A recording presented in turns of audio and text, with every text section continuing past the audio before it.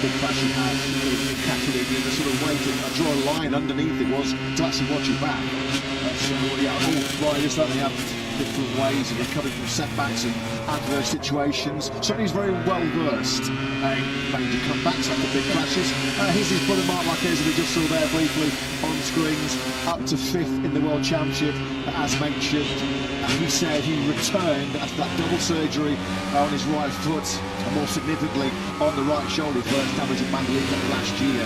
He only came back to the Italian Grand Prix Mugello to be ready for a victory challenge in Balaton, a victory challenge which he did produce quite brilliantly. Do we believe Mark Lewis when he says he comes here? What was he, 10 seconds back of the win he was in Mugello? He dominated at the weekend in Balaton. I think most people, including Mark himself, expect probably to be stronger than Mugello, but maybe not quite as strong as he was in Hungary. Yeah, this track layout is much closer in resemblance to Mugello than it is to Balaton Park, so perhaps expect a more Mugello-like pecking order as we go through this weekend, and certainly hot conditions might well steer things towards Aprilia as well. But this is Marc Marquez. We are talking about a 4-time winner around this Brno circuit, so there's no question that he's got a pedigree around this particular venue. 72 points, as you mentioned, off the World Championship lead. I don't think anyone is getting anything close to brave enough at this stage to write Marc Marquez out of it altogether. Right him off, and your code has said that happened for so many times down the years. We just saw there a quick glimpse of Fabio Di Donato in the VR46 Ducati garage, as you saw there. He's had a redressing operation under knife immediately after that nasty first corner tangle he was caught up in Balaton Park. Of course, the finger initially injured in that aftermath, the horrendous aftermath of the incident instigated by Alex Marquez in Barcelona. The familiar face is back in the paddock. Of course, we know that Davide Brivio moving into a new senior management role in the official Honda squad next season, and that has opened the door for a very welcome turn to somebody who's got bags of MotoGP matching experience himself. Francesco Guidotti there, looking rather cool and cash in his new Superfile Trackhouse Aprilia uniform. Just about the best person they could get for the job, Lewis. Tough, big shoes to fill down at Trackhouse with Davide Brivio moving on. Francesco Guidotti, as mentioned, does bring an enormous amounts of top-class experience in management roles. Yeah, it's very difficult in this paddock to find someone with that level of experience who's just waiting on the sidelines, waiting for an opportunity like that to open up. And we know since he lost his position at the head of the factory KTM squad that he's been keen to get back in as Francesco Guidotti was joined us in the commentary box on a couple of occasions on Fridays last year. So good to see him back, and we understand that Davide Brivio is still going to be involved in his team principal capacity for the rest of this season with Francesco Guidotti's title of team manager. And of course, Guidotti will be in full control of the team from next year when, as mentioned, Brivio heads to Honda. So, as you can see, these are live pictures in glorious sunshine, scorching hot conditions already. We haven't got to 11 o'clock local time this morning. We're on the way here in the Grand Prix of Czechia. 45 minutes will be the second practice session, and for the second year in a row, one of the rides that we're all talking about is going to be Jorge Martin as we come to Brno. Of course, it was here last year where he made his return to action. And that long delay after the Qatar Grand Prix. It's been creating headlines for the wrong reason. A smoke there looking at the back of Marc Marquez's Ducati. Whether they overfilled it or something like that, but either way, he's safely out of the racetrack and the bike is functioning well.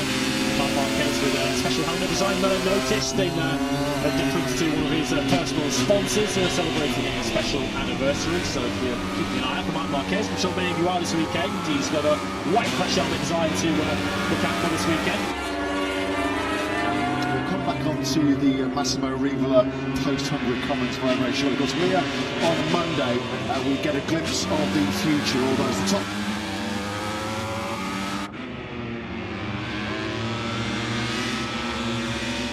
Secret behind closed doors test here on Monday, but for the first time we will see MotoGP riders on new 850cc MotoGP machines, equipped of course with Pirelli rubber.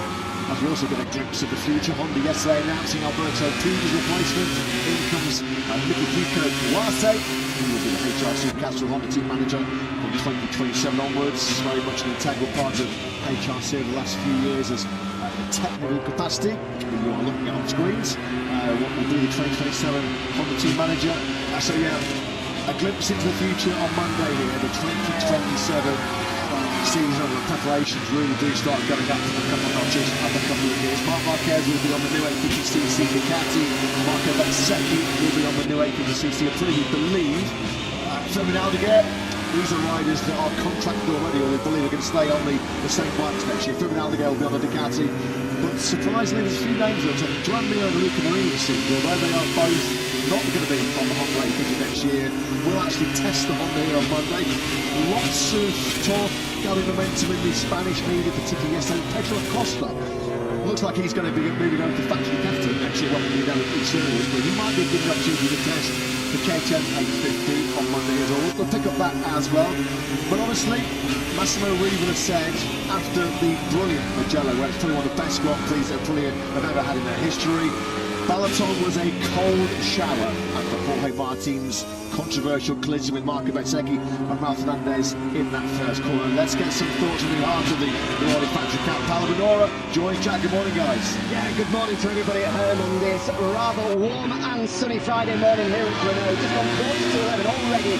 30 degrees down in pit lane. It's only going to get warmer throughout the weekend. I imagine it was quite a heated atmosphere in the box 2 weeks ago, Paolo. We've heard Jorge Martin yesterday defend himself, saying it was a small mistake with big consequences, but team boss Massimo Riva saying a mistake a world champion cannot make. He felt stronger punishment was maybe deserved. So, what's your opinion on what happened 2 weeks ago, Paolo? Good morning, by the way. A nice easy one to start. Easy question, right?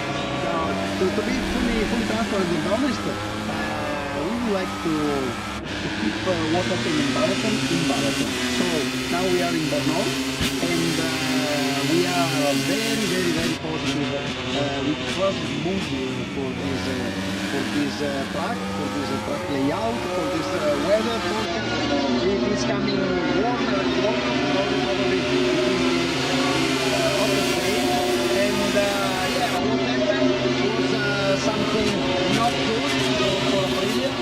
We lose the opportunity to score many points. We never know what the result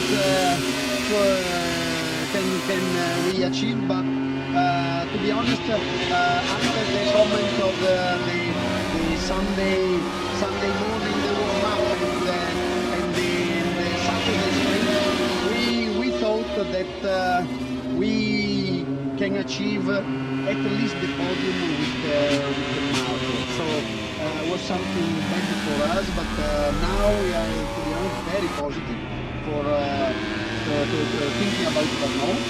Everything is clear inside the team between Jorge and Marco, between us. So we would like to be very positive and be very pragmatic. So start with the standard setup, and we will see during this weekend. We spoke in Mugello after what we saw between Jorge and Raul in Barcelona, and you said that the key word down here is respect, total respect. Was respect shown on Sunday in Hungary? I think so, yeah. It was a mistake, to be honest. It's something that nobody wanted to do. So he did a mistake. He did only a mistake, and it's something that can occur. It's necessary to take more care about it. In particular in the corner one in Balaton, where there is not the best grip situation. So it's something that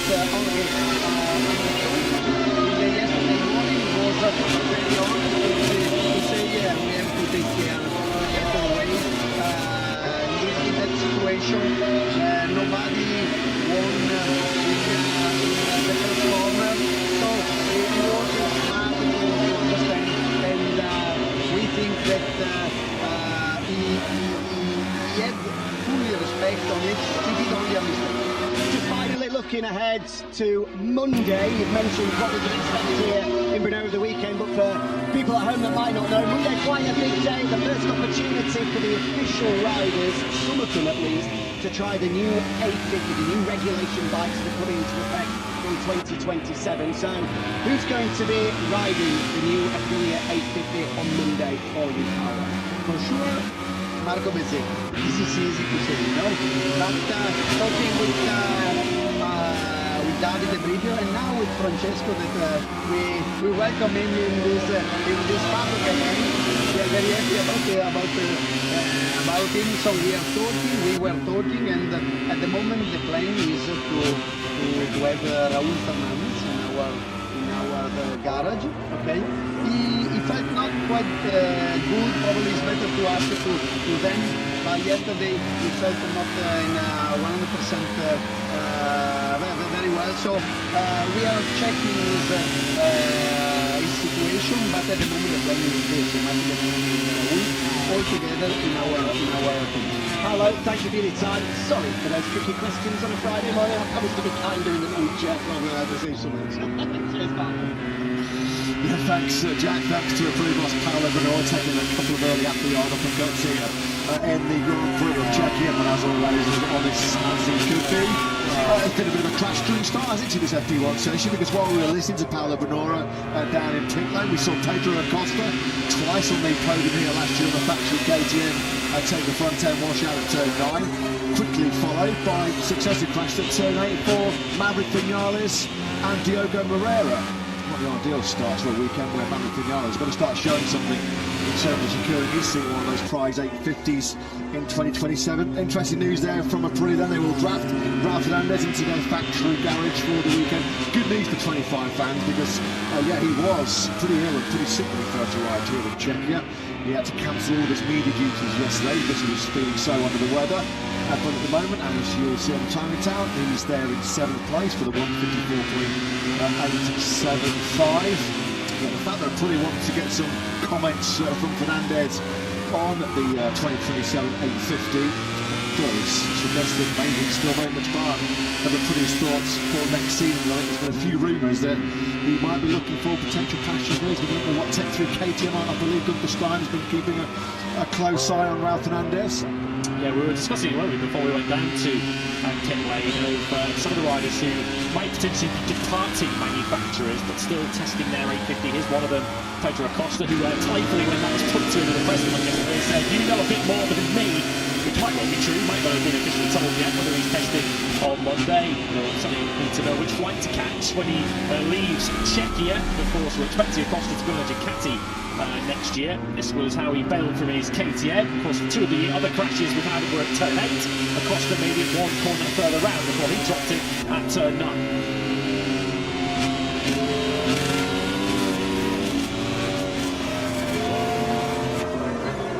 See there, he's back on the gas, wasn't he, going through turn 9 with the front end. He just said, I'm not going to hang in there. So unexpected and wanting early face plant in the gravel track for Pedro Acosta, who was brilliant body once again, is out of shape into the final corner mark. So there's a penultimate corner. He's pushing hard there on the 93 bar. This is going to be a lap that nevertheless, despite how out of shape he was going into turn 13, he should be pretty marked at the top of the time sheets. Indeed it does. He's the first rider into the 153s, 153.5 and 9.9 for Mark, on a track where he did win the sprint and the Grand Prix here last year, collected all 37 points. Another maximum 37-point haul this weekend is really going to start piling some pressure on this factory at the top of the championship. Interesting comments I thought yesterday, Lewis, from a couple of our experienced Italians in reference to this 850cc test here on Monday. Given the fact Pecco Bagnaia and Fabio Di Giannantonio, Pecco will be on the Aprilia next year, we believe Fabio Di Giannantonio on the KTM next year, and as a result they are not allowed to be part of this 850cc test here on Monday. And both of them said, well, not very sure if that's really all fair, because other riders are going to get time on the new Aprilia tyres, and we believe that the switch from Michelin to Aprilia is going to be the big game changer. That will be yeah, and their feedback will be listed. And like Pecco said, there's another Pirelli test on the Monday after the Red Bull Ring Grand Prix in Austria, which in effect Pecco and Fabio Di Giannantonio will also be part of, because they're big into manufacturers.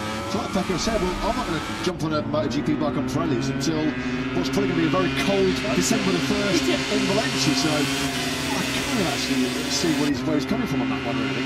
Yeah, it's a tricky one. I guess it's part of the game, sadly. Changing manufacturers, you don't get a head start on your next year, because of course the team that you're currently riding for are going to be your opposition for next season, so they're not going to give you any sort of head start, any sort of advantage. And there are perhaps manufacturers who are not really in a position to be quite that picky. You mentioned KTM and Pedro Acosta. I think they'll want Pedro Acosta's input, because he's very experienced even at such a young age in MotoGP now. Of course, his third season in MotoGP. And you look at the other riders KTM have got, and Mashini looks like he's departing. Brad Binder, we don't expect him to be part of the factory next season. And Maverick Vinales, who might well still be around, but is not exactly at the peak of his physical powers at the moment. So they're not really in a position to be picky. It is tough, and the Pirelli element is, I think, going to be the biggest factor next season. What might well change the competitive order. And Pirelli, to their credit, they've been very quick to allay any fears that getting some early influence on those tyres could be an advantage. Well, he practiced yesterday on his push ride, because he did a couple of laps around his Brno circuit. Straight away, the long lap on the outside of turn 7, that was impressive. Of course, I think we had the best ever long lap in history, didn't we, from Johan Zarco there in 2020, when he was almost elbowed down going through that long lap. But this is interesting. Look, here is Martin. Just about to mention, I saw him coming in the pit lane. He was stretching out that left shoulder. We've talked about the fact that Marco Bezzecchi probably a little bit shy of his 100% physical best after some bit of muscle tone in his right leg after the cloud he took from Jorge Martin. But Hoyton himself, nowhere near 100% fit. Coming here once again riding in a lot of pain and recovery mode, just as he was here last year. Actually briefly out again, they've since cleared, so perhaps a run off rather than a crash. We've already seen Marco Bezzecchi off the road earlier in that session while we were hearing from Paolo Bonor and seeing all those crashes. Marco Bezzecchi did also run off the racetrack himself at the penultimate corner at turn 13. Bezzecchi's currently in 9th in this session, Martin in 17th, although it's difficult to really draw anything from times on our screens because we've had so many yellow flags waving. Trying to rebuild bridges once again, isn't he, in Aprilia? Jorge Martin, it was at this Grand Prix last year where he came back from England after all the contract turmoil, all the contract drama about him potentially looking to engineer a move to Honda for this year. Approaching the press conference myself, but Jorge said, no, I am confirming I'm staying with Aprilia. Now building bridges after what we have to say was some pretty damning comments from Massimo Riva, Aprilia Racing C. I mean, we heard Jack mention to Paolo Bonor the fact that a mistake of world champion should not be made in a cold shower state after their brilliance in Mugello. But I think what was one of the most telling and harshest comments that came from Riva, who clearly was very, very angry. You know, I think this shows that there's the sort of pressure and tension that I think they know this is the best RSGP they have ever manufactured. They know this is the best chance they're ever going to have at winning a GP World Championship. Spectacular act of self-sabotage once again by the Aprilia. But what was interesting was that Massimo Riva said, I would not have any complaints if the penalty, if a double on lap was not more severe. This time on the GP, I mean, it was. I mean, normally, you know, those kind of statements, those kind of rantings are left for behind closed doors, aren't they? They're done in the trucks post-Grand Prix. Normally when team managers come out and they're talking about controversial incidents, they go into sort of shutdown mode, they go into defensive mode. They don't tend to throw their riders under the bus. But you just got the impression that Riva's patience had just been touched a little bit too much. Comments that Massimo Riva didn't really need to make, I have to say. Of course, he was put in front of the media, or he put himself in front of the media and decided to be as strong as he was. And I guess, as you say, it represents the pressure that they're under. They know that 3 World Championships are a major possibility. Of course, the mistake that Jorge Martin made impacts all 3 of them by taking out Marco Bezzecchi, also taking out Raul Fernandez, so it impacted the Constructors for Aprilia, it impacted the Team Championship, and impacted the Riders Championship. So they understand the pressure that's on them, and they understand the opportunity that what I expected Massimo Riva to say when he was put in front of the media was, we win as a team, we lose as a team. Jorge understands the mistake he's made, he will learn from this, and he'll not make that same mistake again. He was way stronger than that, so Massimo Riva, I think he's also put a bit of a line in the sand and say,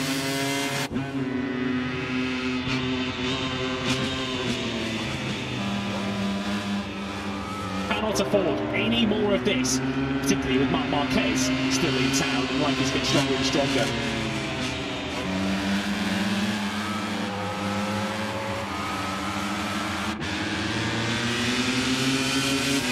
In his second half of the year. Of course, Marathon Park Sunday first, that controversy. Came just over a week after Weaver himself had chaired the big summit where he called all 4 April riders to the factory team's office in the paddock in Mugello after the sort of controversial incidents involving Ralph Fernandez and Martin in Barcelona to send out the clear message. Guys, as Jack mentioned once again, into the Paolo Bonora.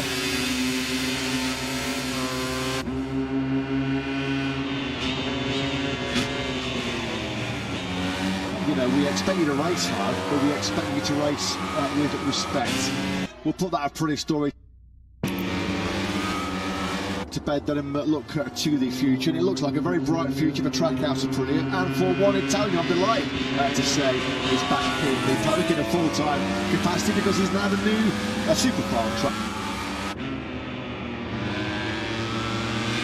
Trackhouse Aprilia team boss, welcome back. Francesco Giotti joins Jack. Yeah, he does indeed. After a few appearances in our commentary box, you're a brilliant co-commentator, Francesco, but I get the feeling you're an even better team manager. So, welcome back. What is it like to be back in the MotoGP?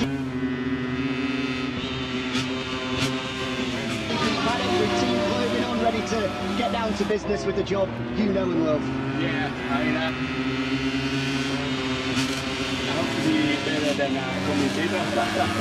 But yeah, I was a good experience also with MotoGP. The guys, I had a great time, but of course, being on track full time as a team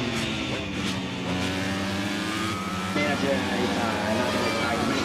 And yeah, really happy to be there, especially here now with a super team, young but already achieved a lot of goals and that. Again, so yeah, I try my best to go in this direction. Yeah, it certainly seems like an exciting project, Trackhouse, as you mentioned, new to the sport, American ownership as well, that want to be different, be unique to everybody else. So what do you make to the project? What was it about the project that attracted you to it? And at what kind of a moment do you join Trackhouse? Yeah, I mean, it's a moment where everybody has to look ahead and find a way in the direction to grow up and get the best out of what we have. Great passion, great motivation. So yeah, racing is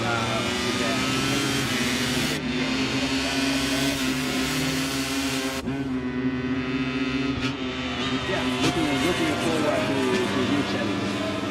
It's one of the first decisions you've got to make. Who's going to be right?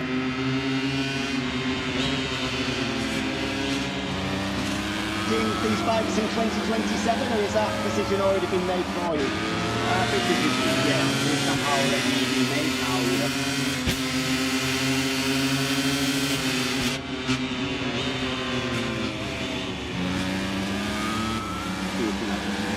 We just heard from Paolo Bonora saying that it looks like Ralph Fernandez is going to be trying the 850 for the factory team on Monday. How much of a positive sign is that with regards to his future in Aprilia? Yeah, it is something, you know,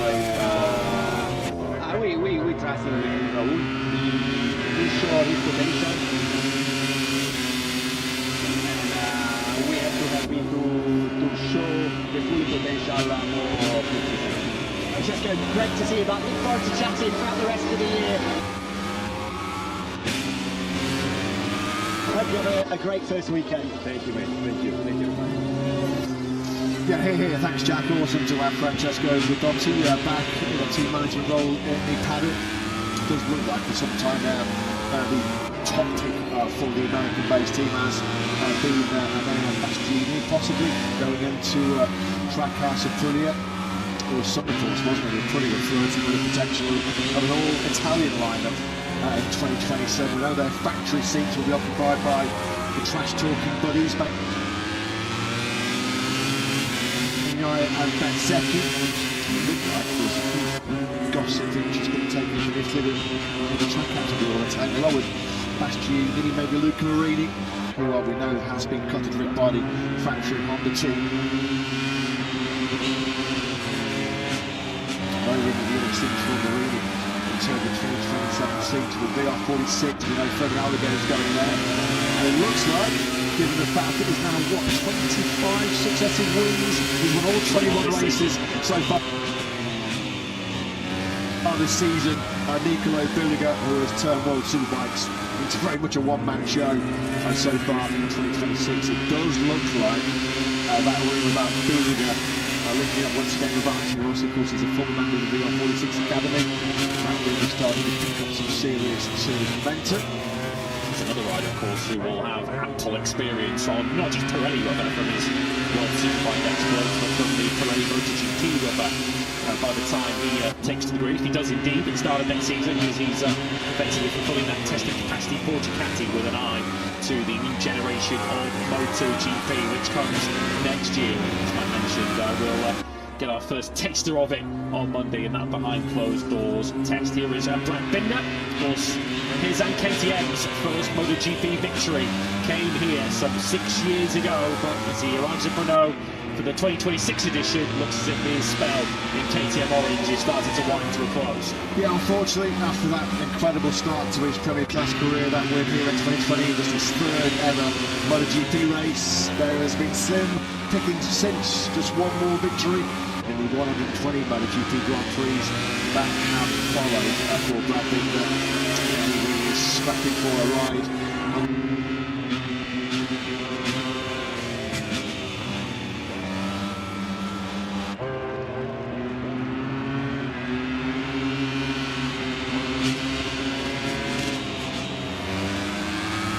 Next year's grid, I believe his manager Bob Moore has been pushing hard. He's been trying to go on the hard sell for the South African track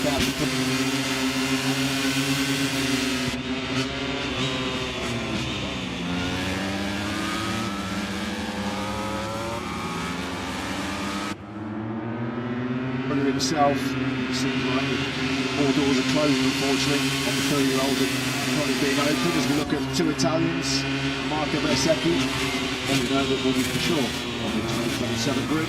Just to quickly cover up what 2027 is all about: a reduction from 1000cc to 850cc.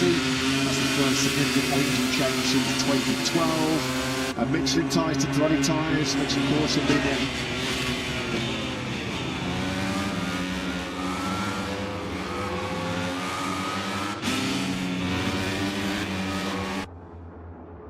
exclusive tyre supply MotoGP since 2016.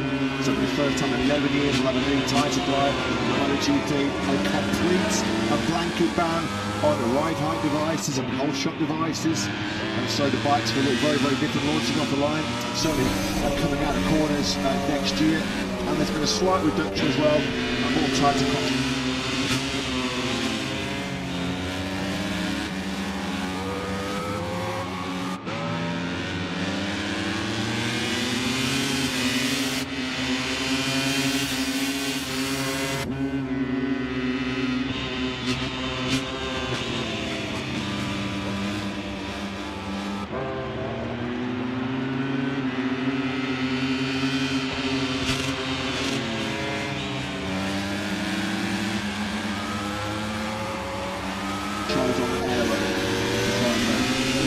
Less downforce, or the course with the melee. Aim of creating more overtaking, creating a better show for all of you fans tuning in all around the world, watching what is already the greatest motorsport show on earth, but just trying to make it that little bit better and better. And also I think the emphasis as well is what the rides have been feeling that maybe in the last few years.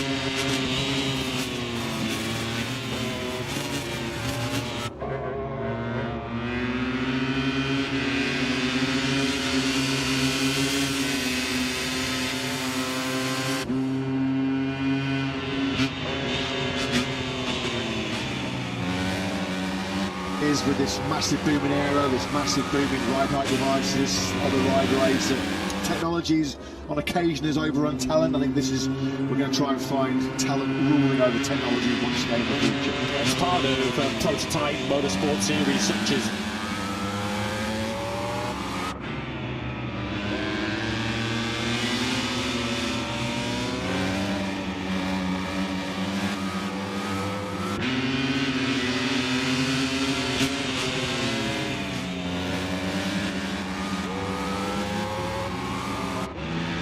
MotoGP that not only is it the opportunity for the best riders in the world to showcase.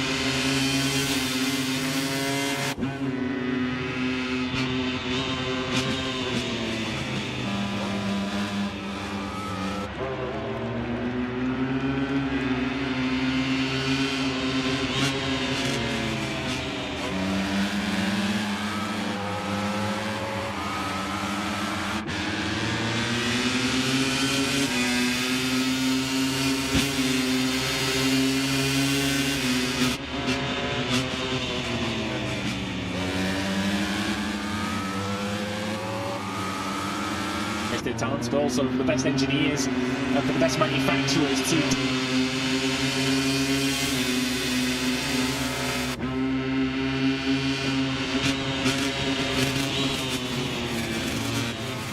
where he's coming from on that one, really.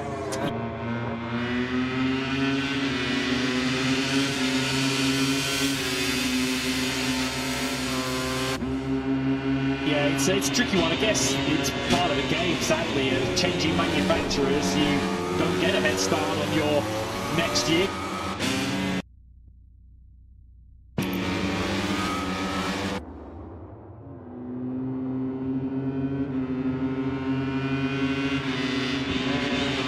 Of course, the team that you're currently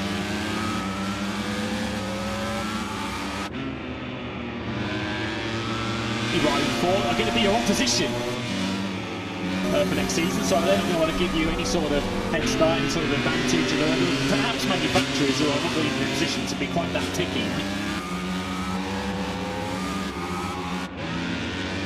KTM and Pedro Acosta, and they'll want Pedro Acosta's import because he's very experienced even at such a young age in MotoGP now, because his third season in Moto2, and you look at the other riders KTM have got, and Machini looks like he's departed, Brad Binder, we don't expect him to be part of the factory next season, and Margaret Vinales, who might not still be around, but is not exactly at the peak of his physical powers at the moment, so they're not really in a position to compete. It is tough, and the Pirelli element is going to be the biggest factor next season, what might well change the competitive order. And Pirelli, to their credit, they've been very quick to allay any fears that getting some early influence on those tyres could be an advantage. Well, he practiced it yesterday on his push bike because he did a couple of laps around this Brno circuit, and straight away at the long lap on the outside of turn 7.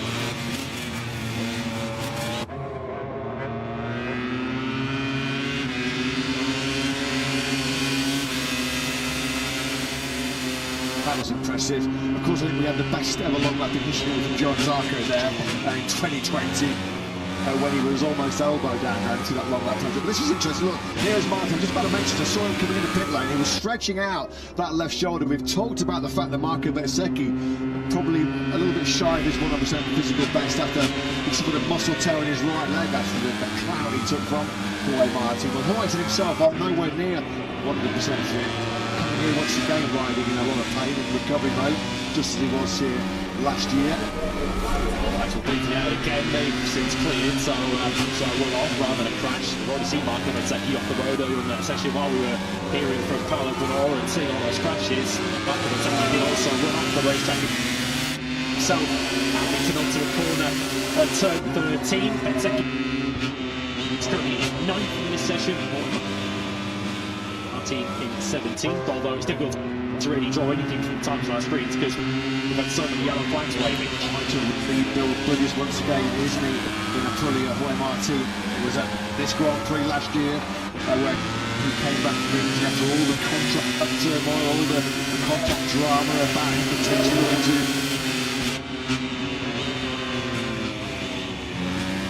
engineer a move to Honda for this year. Posted the press conference myself where Jorge said, no, I am confirming I'm staying with Aprilia. Now, judges, after what you have to say were some pretty damning comments from Massimo Aprilia Racing City. I mean, we heard Jack mention to Paolo Brno the fact that a mistake a world champion should not be making a cold shower statement after their brilliance in Mugello. But I think what was one of the most telling and harshest comments that came from Lewis, clearly was very, very angry. Yeah, I think this shows, I think, Lewis, the sort of pressure and tension that Aprilia, I think they know this is the best RSGP they have ever manufactured. They know this is the best chance they're ever going to have of winning the MotoGP World Championship. Spectacular act of self-sabotage once again by the Aprilia. But what was interesting was when Massimo Riva said, I would not have any complaints if the penalty, if a double on lap was not more severe. This time MotoGP shot, I mean, normally, you know, those kind of statements, those kind of rollickings are left for behind closed doors, aren't they? They're done in the trucks post-Grand Prix. Normally when team managers come out and they're talking about controversial incidents, they go into sort of shutdown mode, they go into defensive mode, they don't tend to throw their riders under a bus. But you just got the impression that Riva's patience had just been pushed a little bit too much. Comments that Massimo Riva didn't really need to make, I have to say, because he was put in front of the media, or he put himself in front of the media and decided to be as strong as he was. And I guess, as I say, it represents the pressure that they're under. They know that 3 World Championships are a major possibility. And of course, the mistake that Jorge Martin made impacts all 3 of them by taking out Marco Bezzecchi, also taking out Raul Fernandez. So it impacted the Constructors' Republic, it impacted the Team Championship, and impacted the Riders' Championship. So they understand the pressure that's on them, and they understand the opportunity. What I expected Massimo Riva to say when he was put in front of the media was, we win as a team, we lose as a team. Jorge understands the mistake he's made. He will learn from this. He will not make that same mistake again.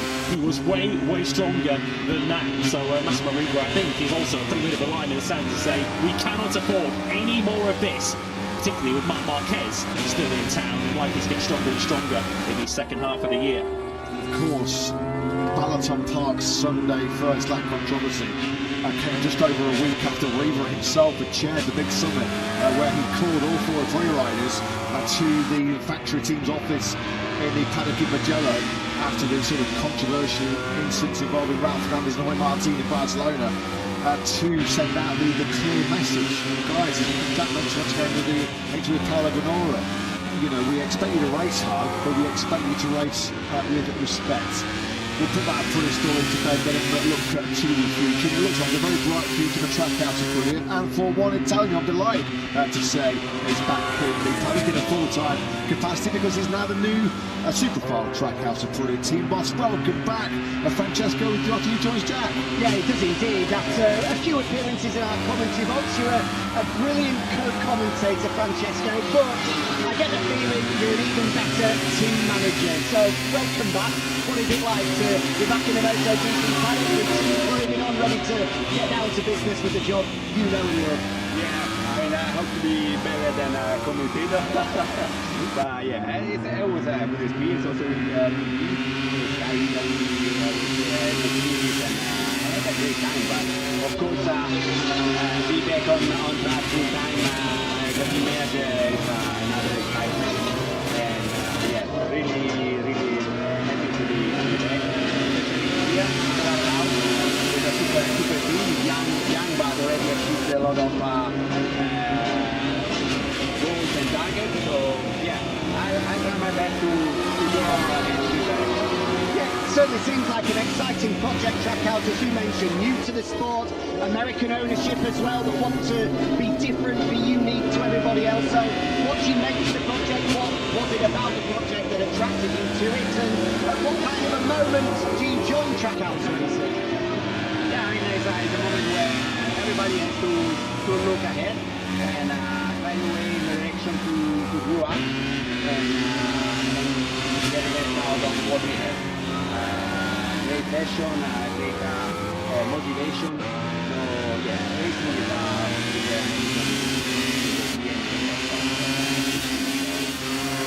is looking forward to a new challenge.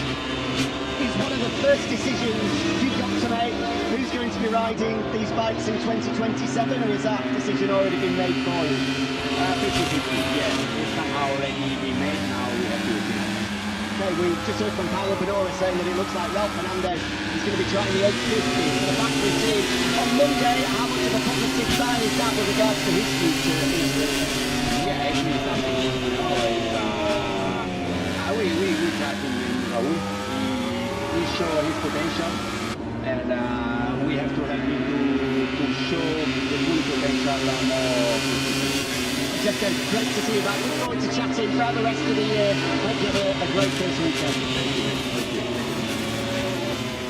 Yeah, here. Thanks, Jack. Awesome to have Francesco Guidotti back in a team management role in the paddock. It looked like for some time now the top pick for the American-based team has been an Bastianini possibly going into Trackhouse Aprilia. It was something for us, wasn't it? Aprilia were flirting with the potential of an all-Italian lineup in 2027. We know their factory seats will be occupied by the trash-talking buddies, Bagnaia and Bezzecchi. It looked like there was a few gossip images being taken into this little Trackhouse will be all-Italian as well, with Bastianini, maybe Luca Marini, who we know has been accompanied by the factory Honda team over at the things for Marini. In terms of 2027 season, the VR46, we know Kevin Alligator's going there. And it looks like, given the fact that he's now, 25 successive wins, he's won all 21 races so far this season.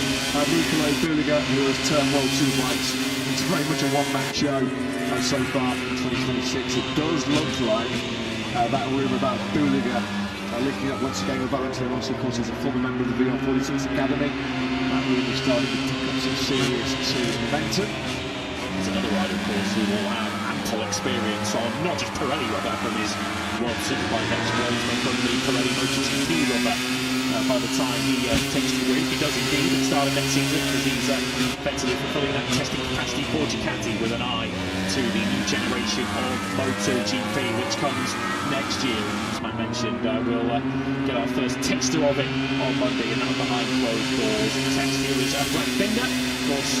His and KTM's first MotoGP victory came here some 6 years ago, but as he arrives at Brno for the 2026 edition, it looks as if his spell in KTM Orange is starting to wind to a close. Yeah, unfortunately, after that incredible start to his Premier Class career, that win here in 2020, just his third ever MotoGP race, there has been slim pickings since. Just one more victory in the 120 MotoGP Grand Prix that have followed for Brad Binder.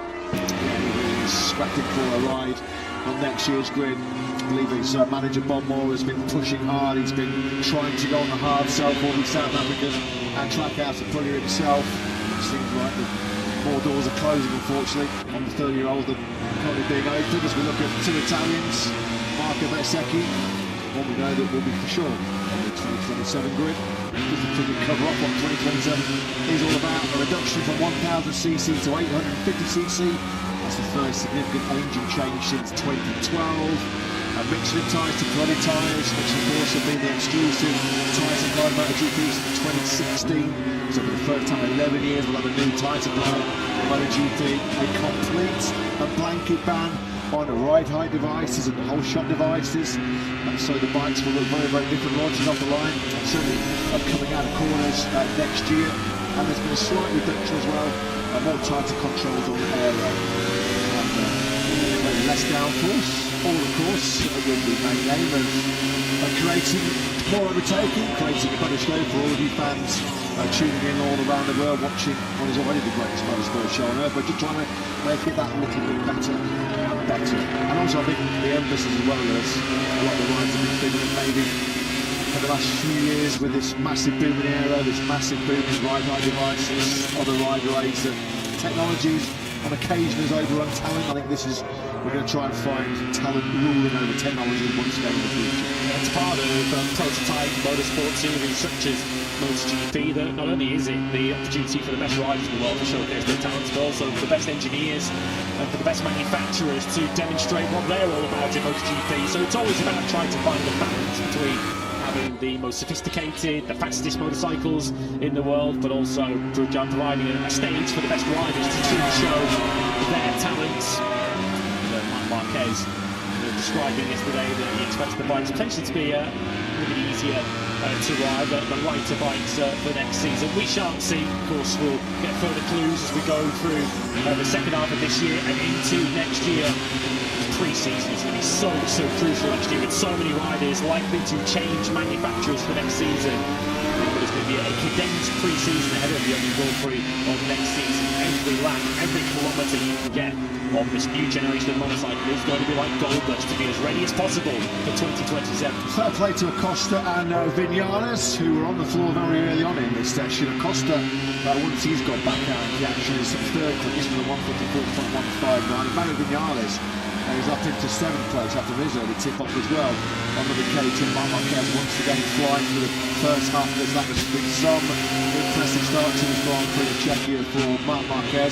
But what about his brother Alex? It's fantastic, isn't it, to see him back in action after what was undoubtedly the scariest crash of Alex's long Grand Prix career in Barcelona. He declared fit yesterday, back in action here this morning in Brno. Let's get some thoughts from Brazini boss Michele Rossini with Jack. Yeah, absolutely. I'm sure a lot of you have seen on social media yesterday the great images of the entire team welcoming Alex back to the box whilst wearing 73 t-shirts. Just firstly, before we touch on Alex's performance this morning and how the body's feeling yesterday, what were the emotions like welcoming Alex back to the box? Yeah, it's true that he's really so happy about that. And so now after the first run, the finish is not so bad overall, but it is true that he has to use it again to ride bike, because you cannot compare with the team bicycle or training with some other bike. MotoGP, and we know it. And so this is just a matter of now to make the start find out and understand how we what is here. I saw you just having a long conversation with Alex there after the first few laps this morning. What was he saying? How did the body react? Was he surprised at his ability on the bike? It's true that at the beginning is better than expectation, but it's only the beginning, because the first runs is always the toughest ones. But later, when the body will be cold after the practice, to understand Looking ahead to Monday, we understand that one of your riders, for me, is going to get the opportunity to maybe step into the factory box for the first time and try the new 850. Is that the case? And if so, how much of a reward is that for Firmin after his recent run result?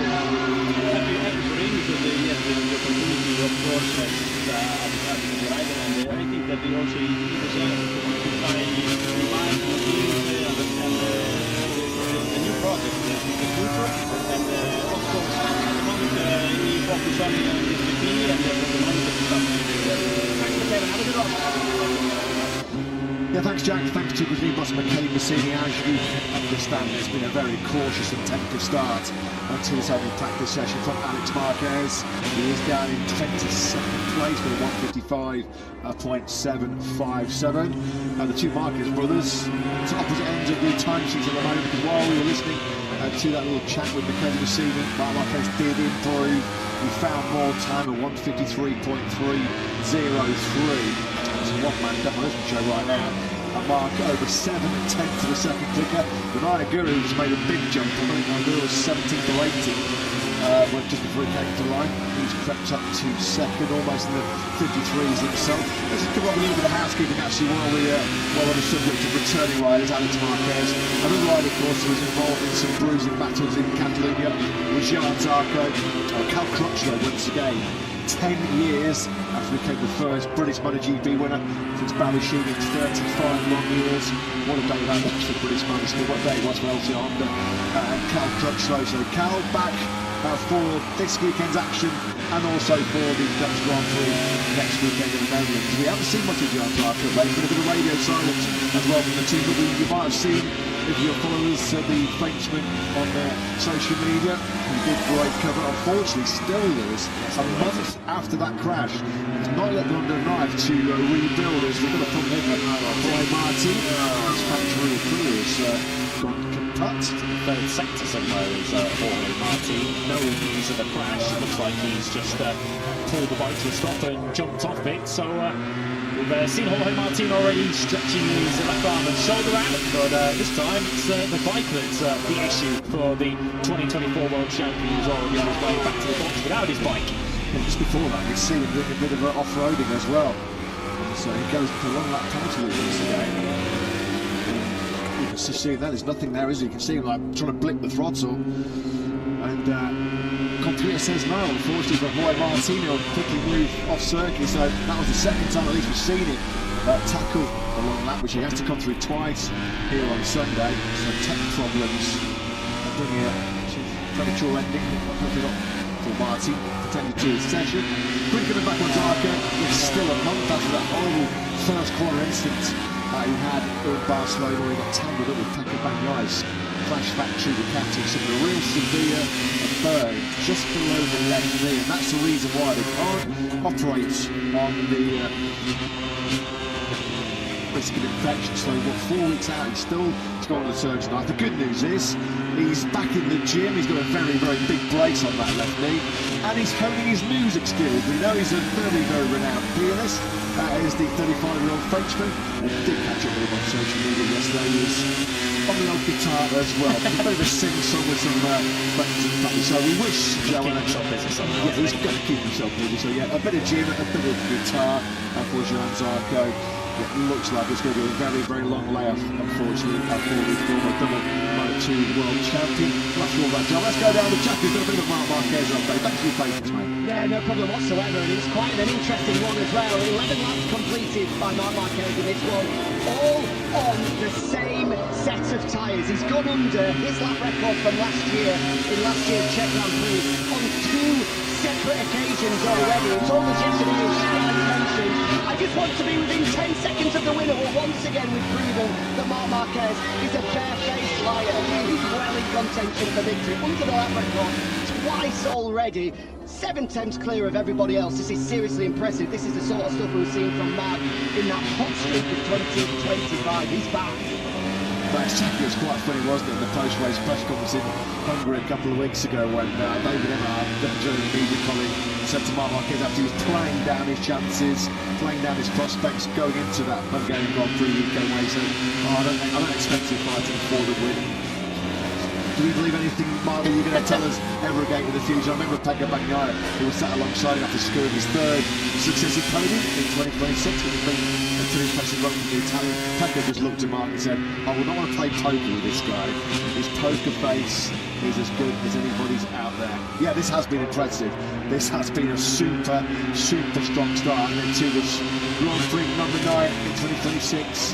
Pecco Bagnaia is trying to make a game of it. We've got 2 factory Ducatis now at the top. Pecco's just punted in his best time on the section, 153.679. So he's now in the 53s. And what was a rather large gap of over 7 tenths in a second between the rest of the chasing pack, the gap's cut down to just under 4 tenths, which is still a massive, massive gap. And we know that Pecco Bagnaia doesn't change tyres in pre-practice one either, so on the machines, something the same rubber he started the morning with. He's now done 11 laps on those tyres. Race distance on Sunday after his 21 laps. And it's not like the factory Ducati or the 2026 spec Ducati is a poor bike. Yes, it started the season by its own standards fairly poorly. Aprilia dominated in the early stages of the season. They currently dominate all 3 championships, it's only 2 of the 3. But Ducati have now won 3 of the last 5 Grand Prix, with Alex Marquez's victory back in Jerez, Fabio Di Giannantonio's victory in Barcelona, and Marc Marquez's victory in Balaton Farm. So the steps that they have made to refine this 2026 spec of Ducati, and of course helping a fully fit Marc Marquez, certainly will help. It's fair to say that Aprilia's early season dominance has been trimmed somewhat.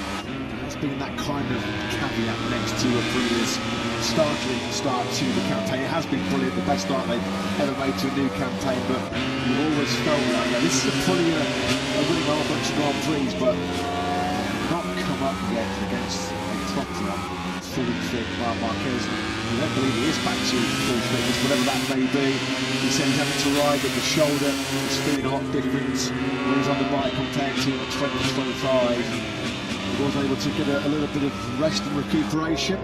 last weekend, a welcome break after the stresses of Mugello and Balaton back-to-back. Although he was keeping himself in motorsport action. We saw Mark attend the Catalan Formula 1 Grand Prix. Pedro Acosta was there too. And thankfully, if you were tuning into the F1, which Angelo Sims won, Mark Marquez is not a former MotoGP rider. Still very, very much a part of the game. We do believe, very, very shortly, maybe possibly next week, that Mark Marquez's 2-year renewal with the factory of the Ducati team could be confirmed in the next few days.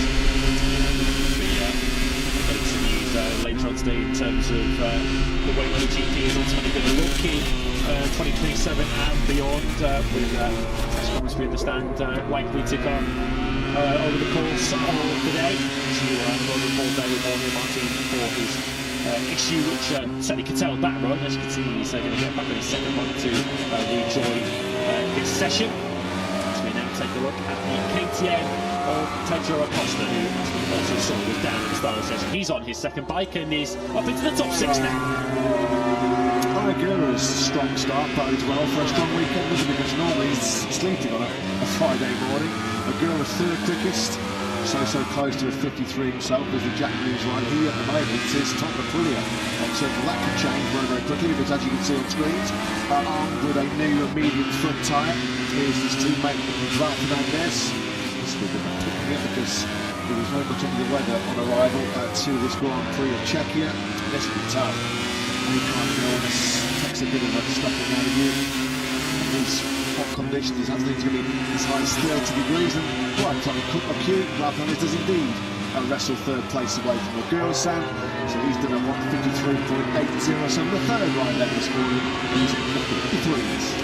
Ducati 1-2. Here is the second of those. Pecco Bagnaia, Trackhouse Aprilia 3-4. Fernandez, Aguirre, which Ducati's 5th and 6th now. The Gian Antonio. First KTM now 7th. Costa. First Honda 8th. Luca Marini. And the first of the Yamahas at the moment, just outside the top 10. That is Fabio Quartararo, who's currently in 11th place. Second of the pace on 154.3. Top rank for Ascari also goes well, but currently on 14th place. But Fabio Quartararo already showing signs that he is far happier around Brno than he was at any stage around Balaton Park. Bagnaia getting destroyed by Marc Marquez. Most people are in that second sector, nearly a quarter of a second down on the best time in that second split, but still the 29-year-old Italian arrives here in Brno, podiums in 3 Grand Prix in succession. And the first time he's managed that since Austin, Qatar and Red. Back at the start of 2025, 62nd MotoGP podium last time out of Pecco. Tyres Andrea Dovizioso, so in 10th place in the all-time list. We now have the Ducati 1, 2, 3.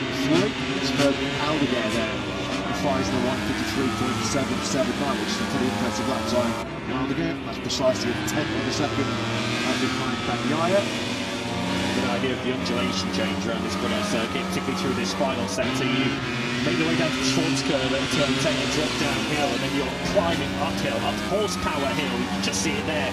Give a bit of example of it, which isn't necessarily as easy to work out from the normal camera shot of just how steep it is up to the top of turn 13 before you make your way through the final corner of 14. I haven't covered this circuit up front, but I learned from those that have that it is particularly punishing if you are trying to make your way up horsepower hill on foot. Back in my youth, back when I had a lot more energy than I have these days, I used to sort of try to run on Thursdays in Grand Prix circuit. I remember coming when I was in that phase, I got to horsepower hill and I was just like, what are you doing? What are you doing? Yeah, absolutely. That fourth sector in Brno is pretty unique because it's almost entirely uphill. And the difference, as Lewis just mentioned, there is spectacular undulation around this Brno circuit. The difference between the highest and lowest point around this track is 73 metres. It's got the biggest undulation of the entire Grand Prix calendar. Dwamir comes to the party up into 4th place with a 1:53.717. Unfortunately, after a bit of a whack from Bastianini, unsafe rejoin, got ahead to along that penalty with Balaton at the first corner. There was another double DNF that followed, or another DNF for the 28-year-old Spaniard who comes to Brno, a track where he's DNF'd in all 3 previous appearances in MotoGP, and luck has not been on his side in all of them, because on every occasion he's been taken out by another rider. Alex Marquez cleaned him out here last year. He was taken out by John Dark and Frankie Mordelli in the Interlog lap 1 in 2019. And then he was skittled about by Ike Corona in 2020. So riders going to be looking for a big transformation in fortune around the road. Here's going to be Joan Ria. Roy Martin now up into 8th place. He has put some pressure over on because Martin is the targeting decision in the start of the session. On the bike that broke down, he's now got himself down to a 1:54.149. This is looking good for Raul Fernandez, who's already split the factory Ducatis, and now he's about to close the gap still further on Marc Marquez. Fernandez does that with a 1:53.5. He's now 2/10 off the world champion. Mia's gunning for the top three because, as you can see, he's on fresh rubber, front and rear. Here he is on the 36 factory Honda. Despite the fact he is moving on to the Brazilian Ducati League next year, I'm told that he will represent HRC here and he run the 850cc test, so we'll track Mia as he powers up Horsepower Hill. Hard on the brakes.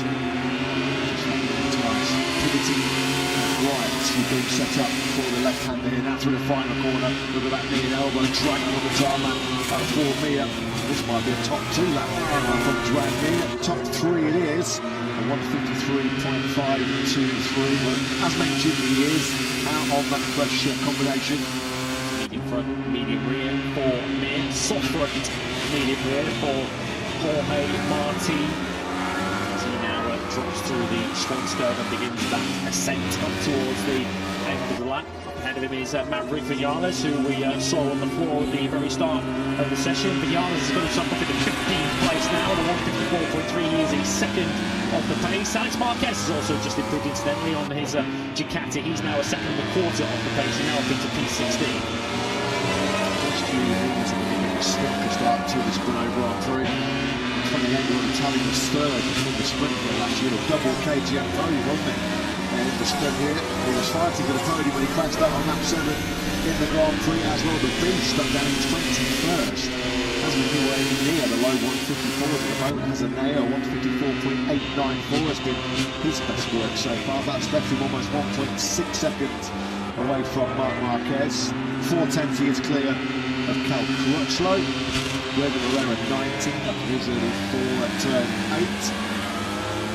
World Championship leader, who would appear to have changed front tyre in this session. He's on his soft front tyre now, same medium rear that he started the session with. Definitely not something that Benetetti gets suckered into, putting fresh rubber in for a Hollywood lap time on a Friday morning.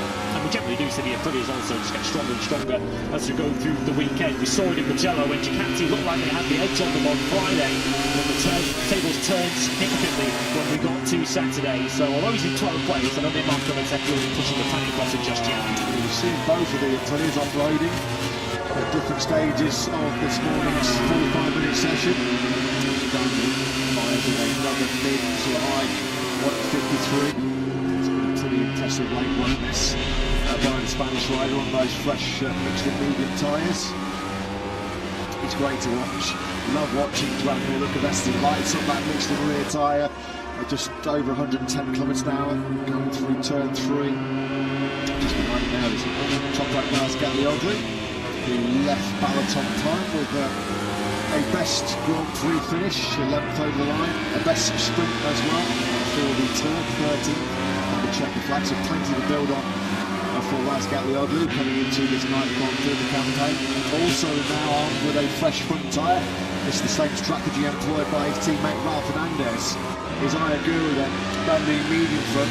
This could be propelling Agura back into the top 3. He's coming in 8th. I was saying someone was on the floor. Marc Marquez is the rider on the floor, so what has been a very impressive Friday morning so far for Marc Marquez. Looks like it's ended early down at turn 7.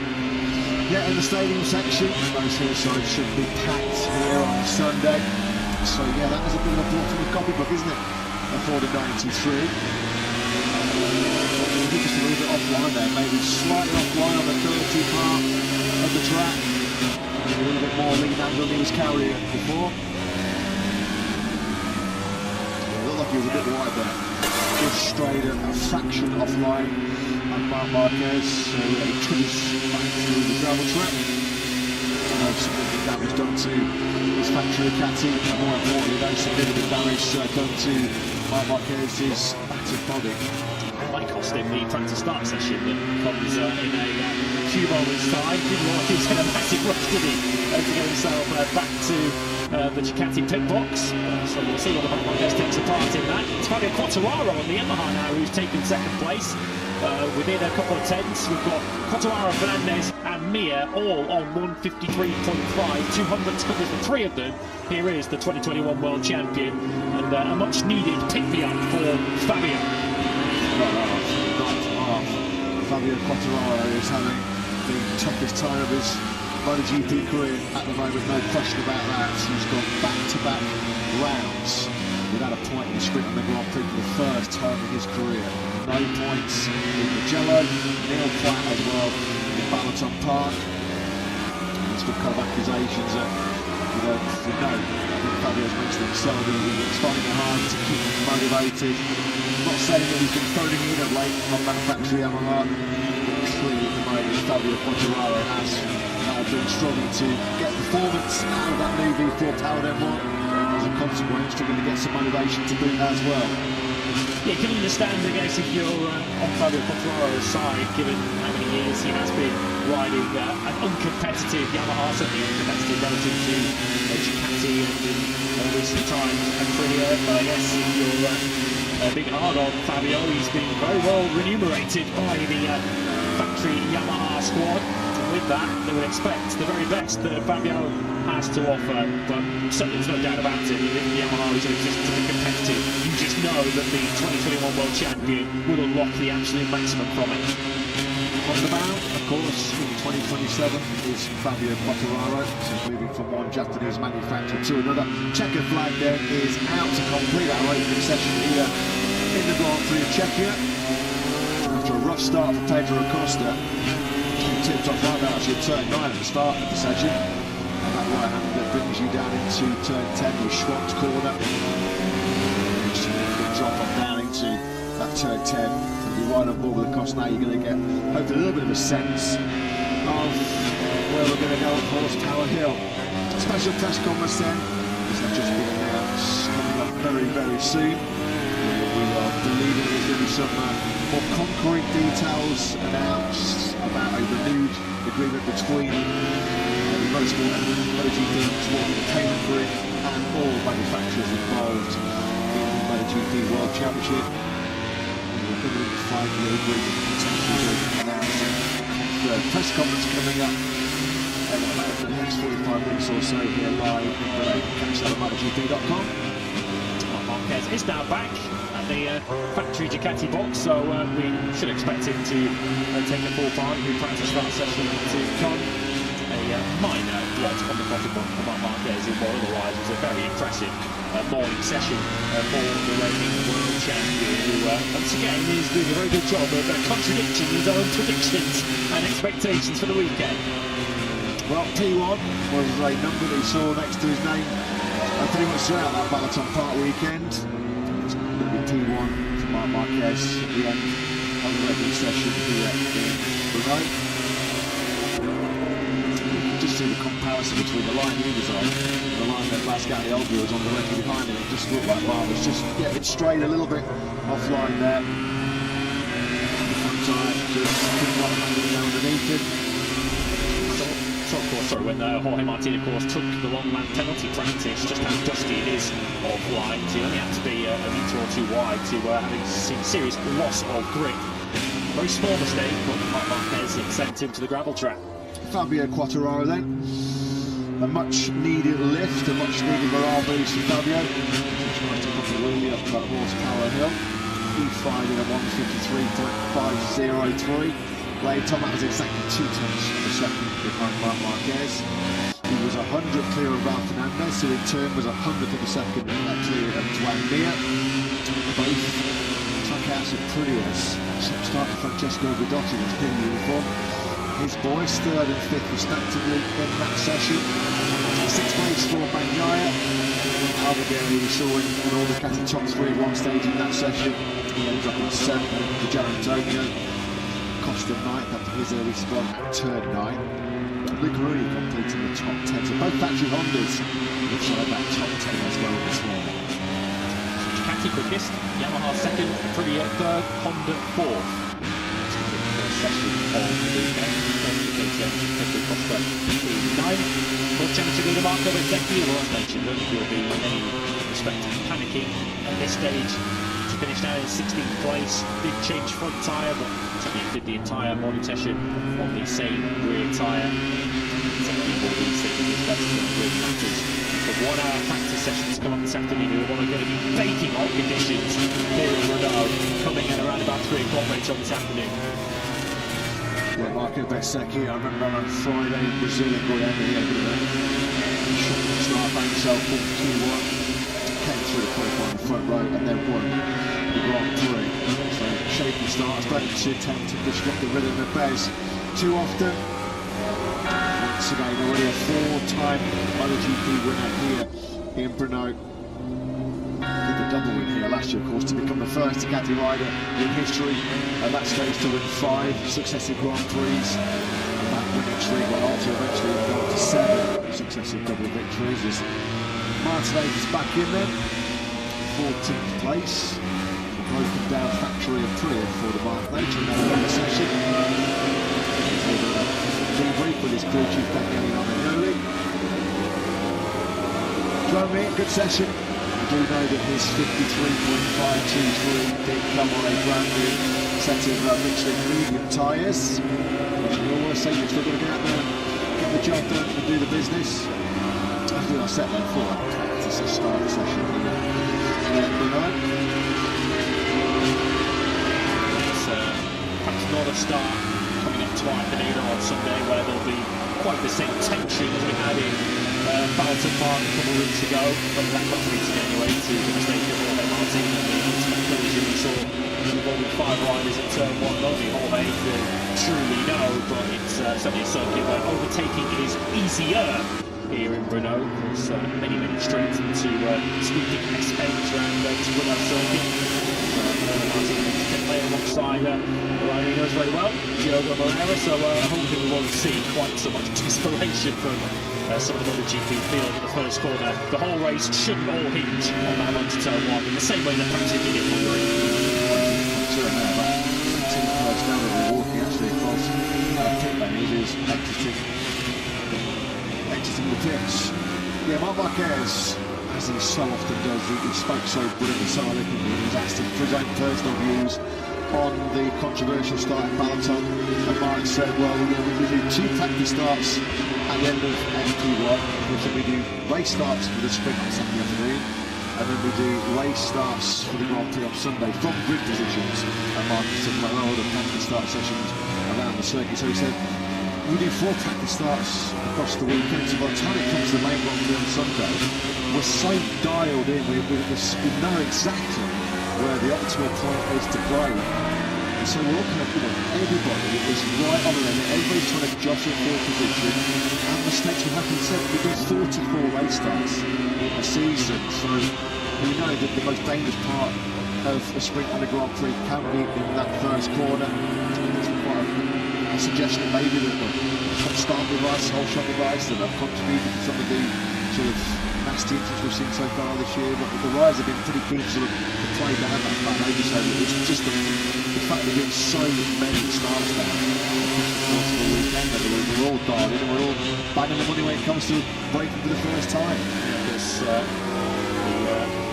Motor2 Sports Entertainment Group sporting director, Carlos Spaletta, who joined us in the commentary box in the recent past. Joined us in the Jello, didn't he?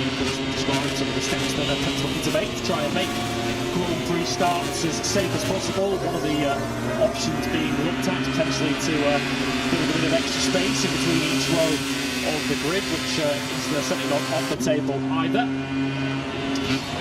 Yeah, make the most of this, folks, because you will not see MotoGP bikes sitting this low when they fire away from the start lines in 2027. All start devices, all ride height devices, a blanket ban on all of that technology. The Aprilia right now, we've said it's so often in 2026, is the best starting motorcycle in Grand Prix. Barely any air between tarmac and Jorge Martin's front tyre as he dumped the clutch.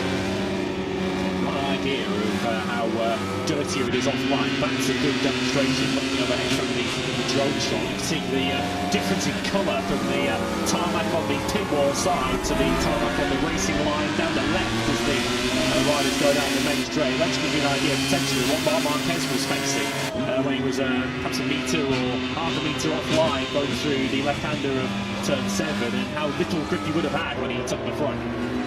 Close session, even though we saw several riders on different tyre strategies in that session. The factory, the Catters in particular, not out on fresh rubber. Fabio Quartararo is out on a new set of tyres. Is once again Paul Martin. This is the third time we've seen him practice this long lap. That was superb. That was brilliant, wasn't it? By Paul Martin. Just wondering there, we saw him on the green on the exit. The long lap penalty. That will not be a factor in terms of track rules, but the riders and the teams have been informed that you are perfectly entitled to use the green on the exit of the long lap penalty loop, purely for the fact that it's going to help you have a safe rejoin on circuit.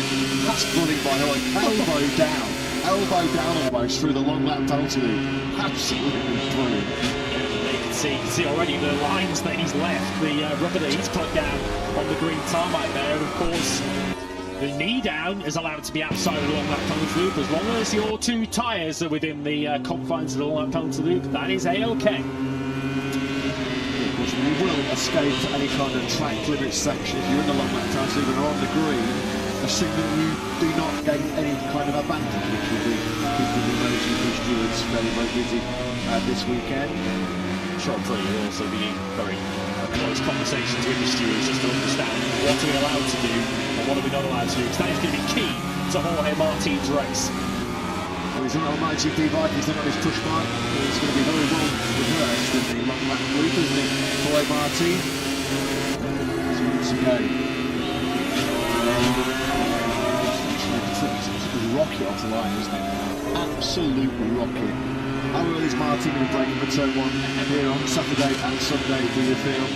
I guess the problem he has, and I think the riders discussed this yesterday, is if you break it earlier than you're supposed to in the first corner, you could quite easily find yourself getting rear-ended by someone behind you, because you'd expect Jorge Martin to have a good few riders behind him on the grid wherever he qualifies, even allowing for his issues getting the qualifying time out in front of you. He'll generally be starting somewhere near the front, so you've almost got to attack, you've got to be on the limits. If not, you can find yourself in trouble from the other end. What about Frankie Morbidelli back in Brno for the first time since he almost won the Grand Prix here back in 2020? Of course, a real nasty accident that Frankie had in the Saxon Ring Sprint last year when he was not fit to take part in last year's Grand Prix of CZECHIA. And he's having a rough old time, a tough old time, isn't he? The 31-year-old Italian. He has scored points in all 8 Grand Prix so far this year, with only a pair of top 10s in Catalonia and Burram. Just cannot get any grip. Zero grip front and rear right now for the number 21. Good to see him with a chance to tackle Brno once again. Lots of talk on those, particularly with the Lozano World Superbike paddock last weekend. Frankie Morbidelli under serious consideration potentially to slot in as Nicolo Bulliger's factory Ducati replacement there next year. That is some shot, isn't it? I mean, John Zarkin might have some competition here for the best long lap ever in Brno. You can see once again that rubber that Martin has laid down. I guess going to be coming through that at the end of every session. Through warm-up he's going to be going through there, because it's worth reminding you that that double on lap penalty only applies for Sunday's 21-lap Czech Grand Prix. It does not apply to tomorrow's TSO Sprint. So that's another element of Jorge Martin's weekend worth reflecting on. That the Sprint is the big opportunity for Martin to try and maximise his points this weekend, because he will not serve the double long lap tomorrow. He will serve it on Sunday. Comes Jorge Martin. Half a dozen times that we've seen through the long lap penalty loop. It's Marc Marquez that has set his stall out early. He has laid down an early marker. As mentioned, there were different strategies at play in that session. It's still mighty close. Van Binder, 2020 Brno winner, down 17th place, not even a second behind Marc Marquez. So a second covering the top 17 riders. 3.303. time that tops the lot though. Marc Marquez exactly 2 tenths faster than Fabio Quartararo. Fabio Costa showing that he comes into the factory KTM garage. A little bit of a embrace with Paul Trevathan, pit buyer there, of course KTM Motorsport director. Very close eye on what happens here on Monday. The late 15cc era. At the bottom left-hand corner of pictures with the laptop of Sebastian Risa, technical guru at KTM. And Alex Marquez, how did Alex go on that session? 18th. There was Dr. Andy Al-Shasha, of course, lead medic in the MotoGP World Championship, with checking all was okay. That was Alex. He was more concerned about the recovery collarbone. I think he smashed into 4 different places, having a real massive multiple fracture on the right collarbone for Alex. Steady away though, very, very impressive. At a 154.519 with 13 laps, which was pretty much on par with what everyone else was doing. 18th he was the checker flag.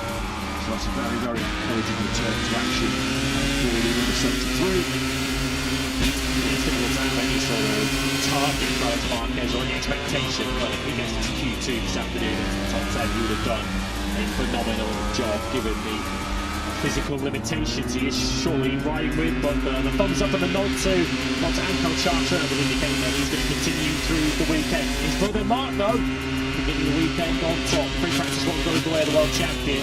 Fabio Quartararo second for Yamaha, Ralph Fernandez third for Trackhouse Aprilia, and Joan Mir fourth, factory Honda. Ayako Rafik second for Trackhouses.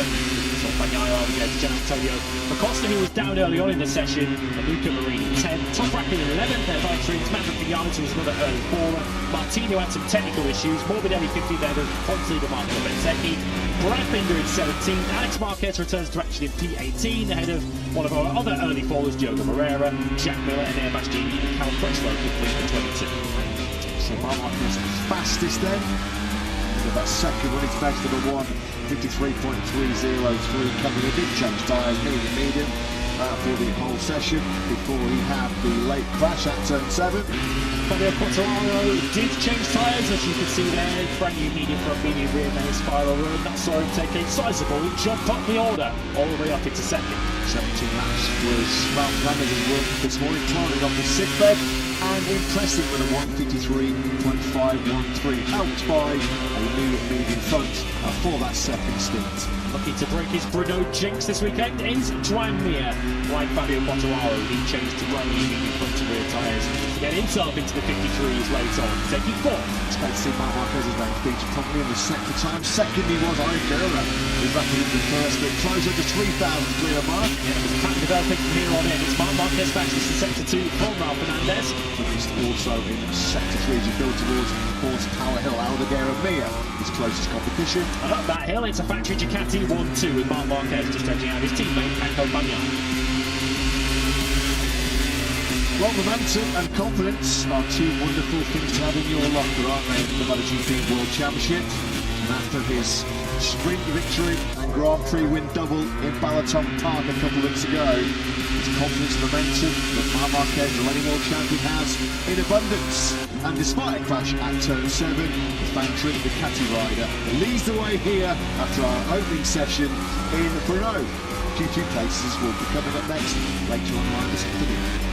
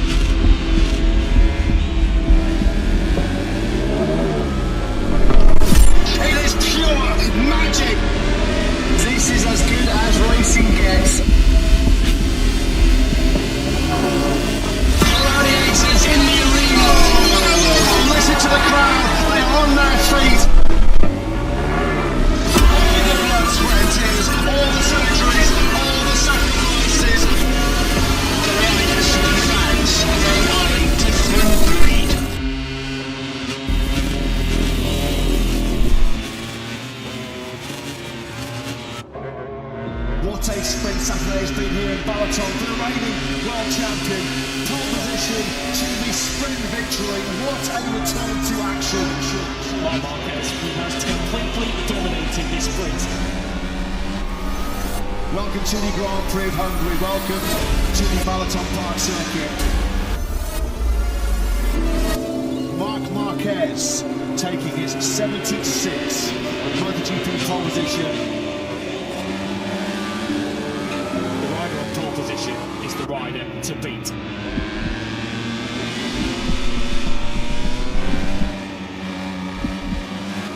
So here we go then.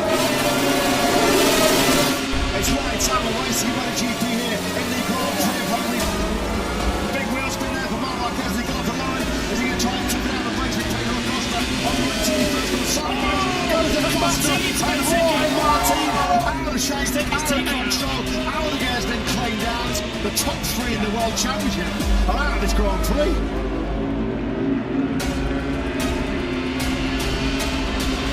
Zeki, Aldeguer, Gian Antonio and Fernandez out.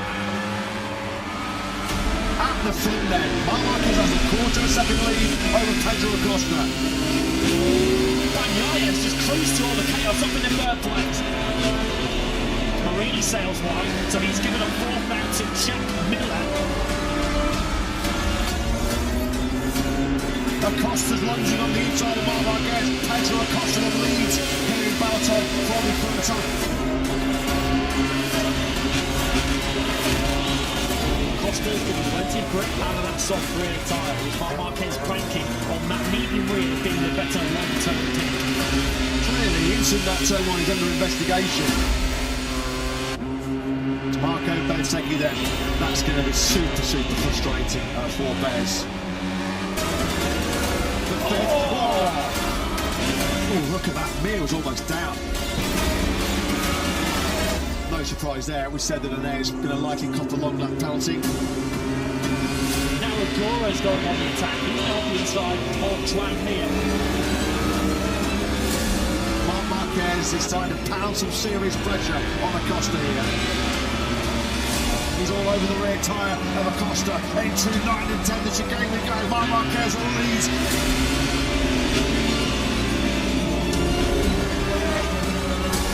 Sideways there, wasn't it? Sideways on the brakes was Marc Marquez. Left the door open. Acosta barges his way through.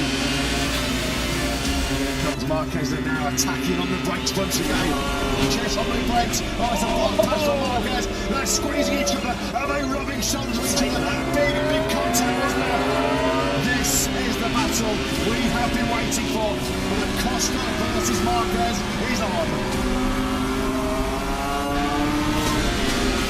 Is this going to be another time he's going to attack? It is. So this is successive laps. The one in 93. A stint on the inside of Acosta. He'll just run Acosta out for the paintwork. That was crucial. He got his tactics spot on there, didn't he, number 93, Marc Marquez. He is back out the front and now already he has got daylight between himself and Acosta.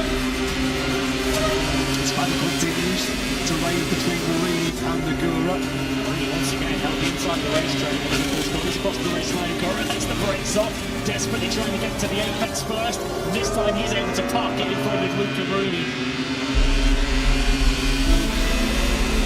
The reigning world champion with just one corner left. Marc Marquez has had a blast at Balaton Park once again. He wins in Hungary to make it 100 wins for one very special rider, one very special talent.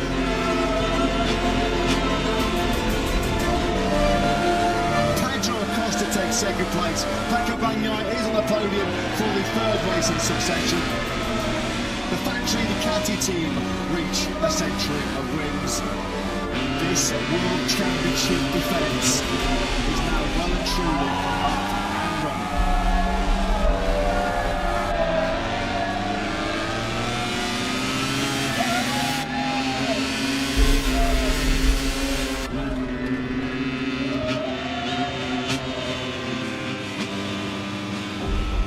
We are at majestic Mugello once again.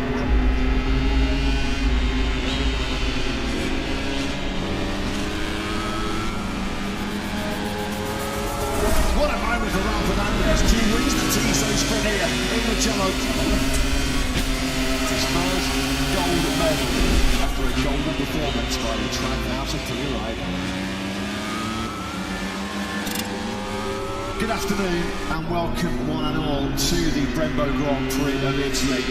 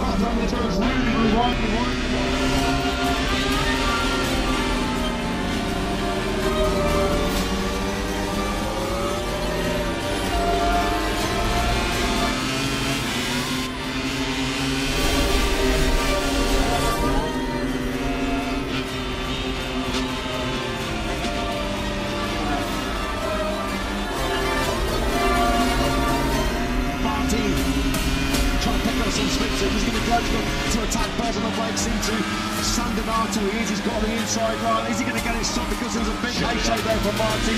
He's going to run in hot. He's going to run in wide. Very careful here. Marquez is fourth, so it's now Bezzecchi and Bagnai, Italian 1-2 at the Italian Grand Prix.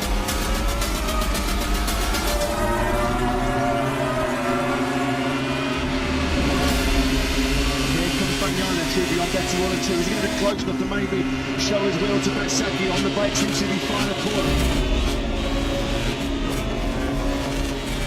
Can he pick up some stitching on that factory Catti?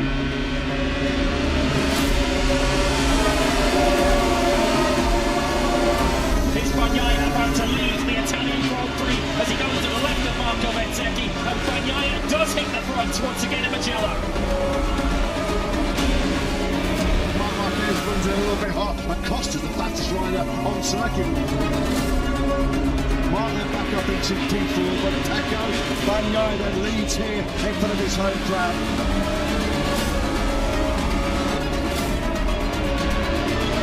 Acosta just did a bit of a block pass there, eased on the inside of Marquez. Is this finally Acosta potentially securing fourth place? As Bezzecchi really does close up on the rear tyre of Bagnai. Here comes Bezzecchi just building and building momentum. He's going to go to the inside line here. They go side by side. Bez versus Bagnai. This is the moment then with 10 to go where Marco Bezzecchi has decided this is his moment. So Marco Bezzecchi is back at the front here in Mugello. Martin's going to gobble up Bagnai very, very quickly. Surely this is going to be a fairy tale 1-2 here. Fair play to Bagnai. He's really trying to tough it out on the brakes.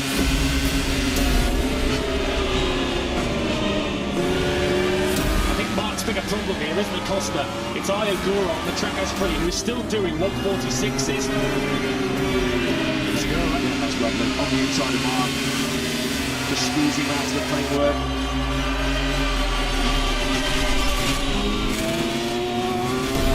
Remember, has come from 13th place on the grid.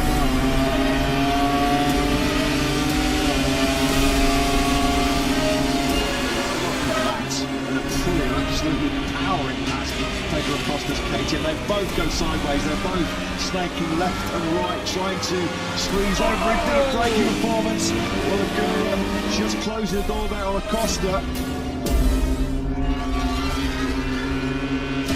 Bagnai with insight to the checkered flag might lose his grip on the podium again.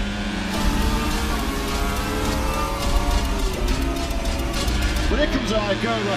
What a battle for the final place on the podium. Bagnai streams to the inside line. Marco Bezzecchi is proof that dreams do come true. He takes a fairy tale home success here in Mugello. huge credit to Pecco Bagnaia. That has to be the best day of Marco Bezzecchi's life. Aprilia's first win at this circuit.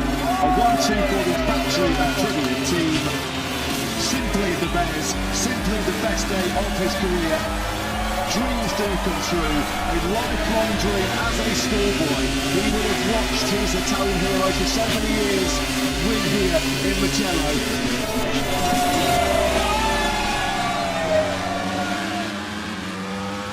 Grazie Mugello, grazie Italia.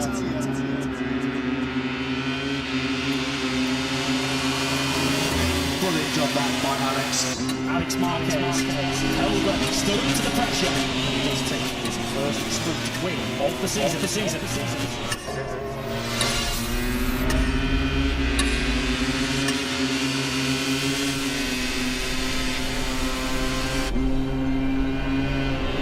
We are at another classic and iconic Spanish Grand Prix venue for round 6 in 2026. It's Pedro ready to power away from pole position here.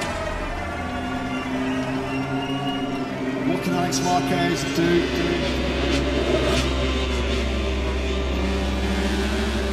We've got problems here. Is that Brad Binder? Is this a number 33?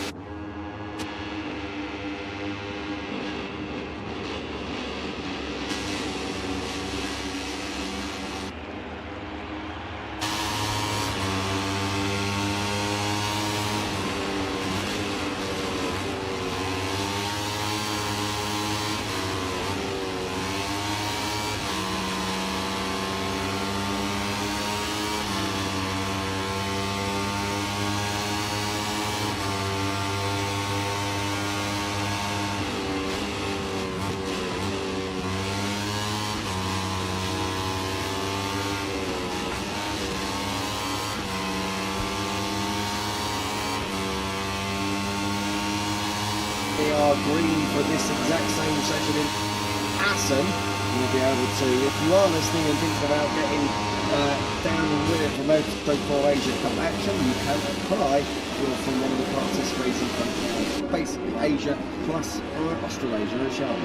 Yeah, looking forward to that class getting going again once we get to Japan and that end of the season. Fast approaching now, isn't it? The flyaways and slowly creeping towards summer. It's hard to believe really. Thailand was at the end of February and now we're already midway through June. As I said earlier, we are now closer to the overseas rounds than we are to the start of the season. I was doing a little bit of filming yesterday with Maverick Vinales and Enea Bastianini.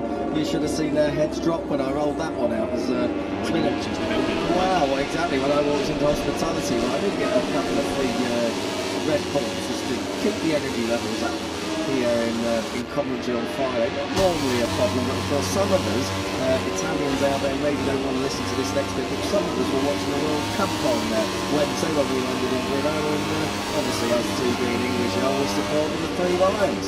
Absolutely, yeah, good do on Wednesday, and yeah, can't be high enough for Brno. What's happening with Alvaro Carpe?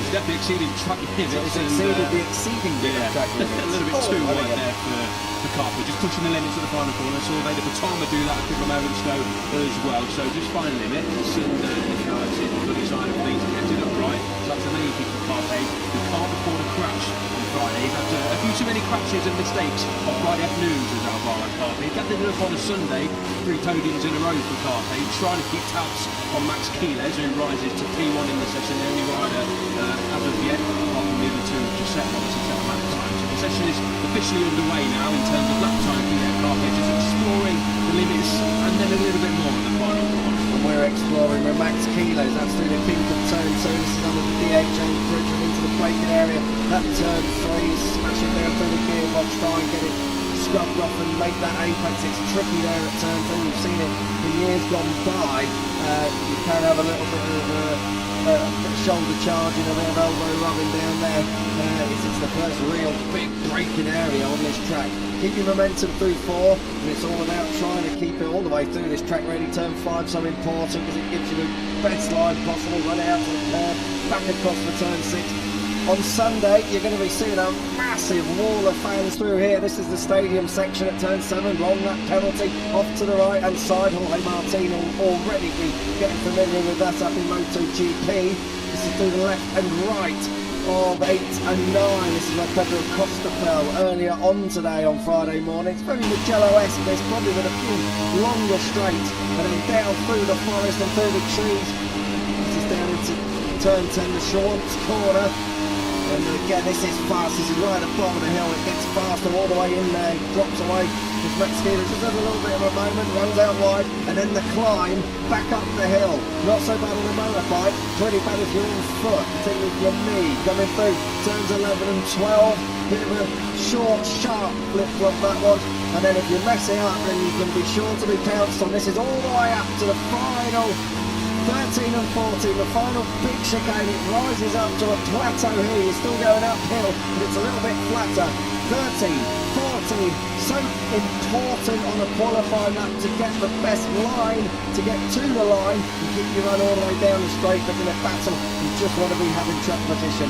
Quiles comes across the line. That's how you do it. 2:05, 6:30 for Max Quiles as we jumped on board with him for this. What is a resplendent, beautiful Brno circuit. Just looking at what Max Quiles was able to do this morning. That is his fastest time of the weekend thus far by about a tenth of a second. Yeah, no surprise as well. Quiles there taking us for a tour around the Brno circuit. Absolutely magnificent. I've never met or heard anyone that has a remote disliking for this place. Riders too absolutely love it. You just saw how fast and flowing and undulating this brilliant circuit here. Carpe then after running wide at the final corner on his last lap, completes it this time around nice and safely and rises up into P3. I think that was Guido Fini behind him on the Leopard Honda. It was on the Leopard, I'm pretty sure it was Fini, judging from the tour de frame I saw, unless my eyes were deceiving me. But Fini only completed 3 laps this morning, so a real crucial session for Fini to just get some laps on the board. First time here on a Honda course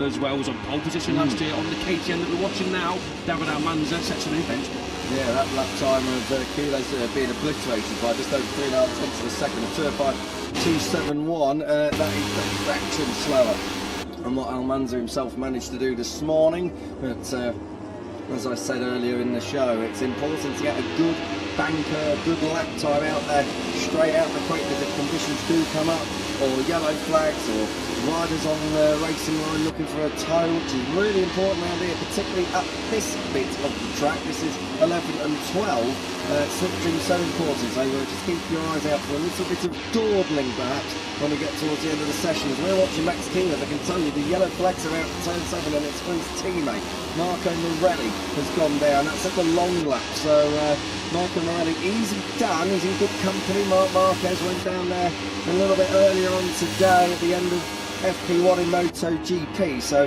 Marco Morelli's obviously found the limit of adhesion at turn 7.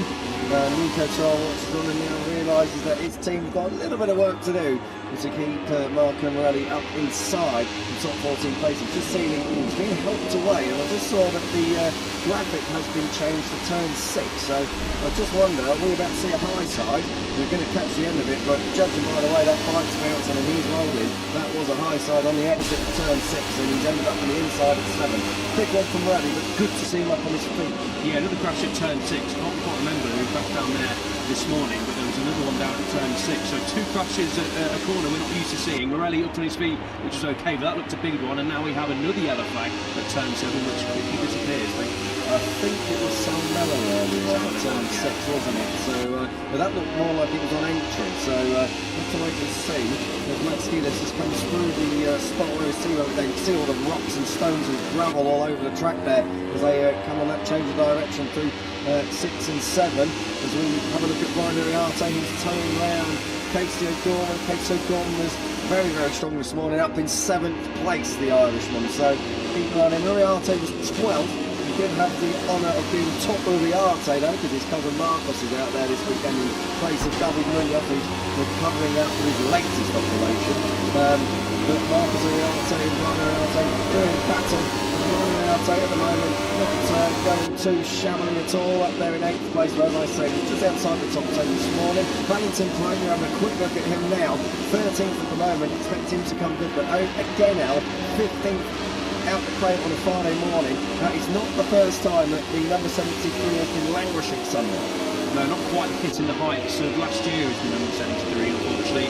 Valentin Pagno was well in that podium mix, of course, last time out over in Hungary circuit. He podiumed that in 2025, but then was obviously caught up with, luckily, in the Munoz crash.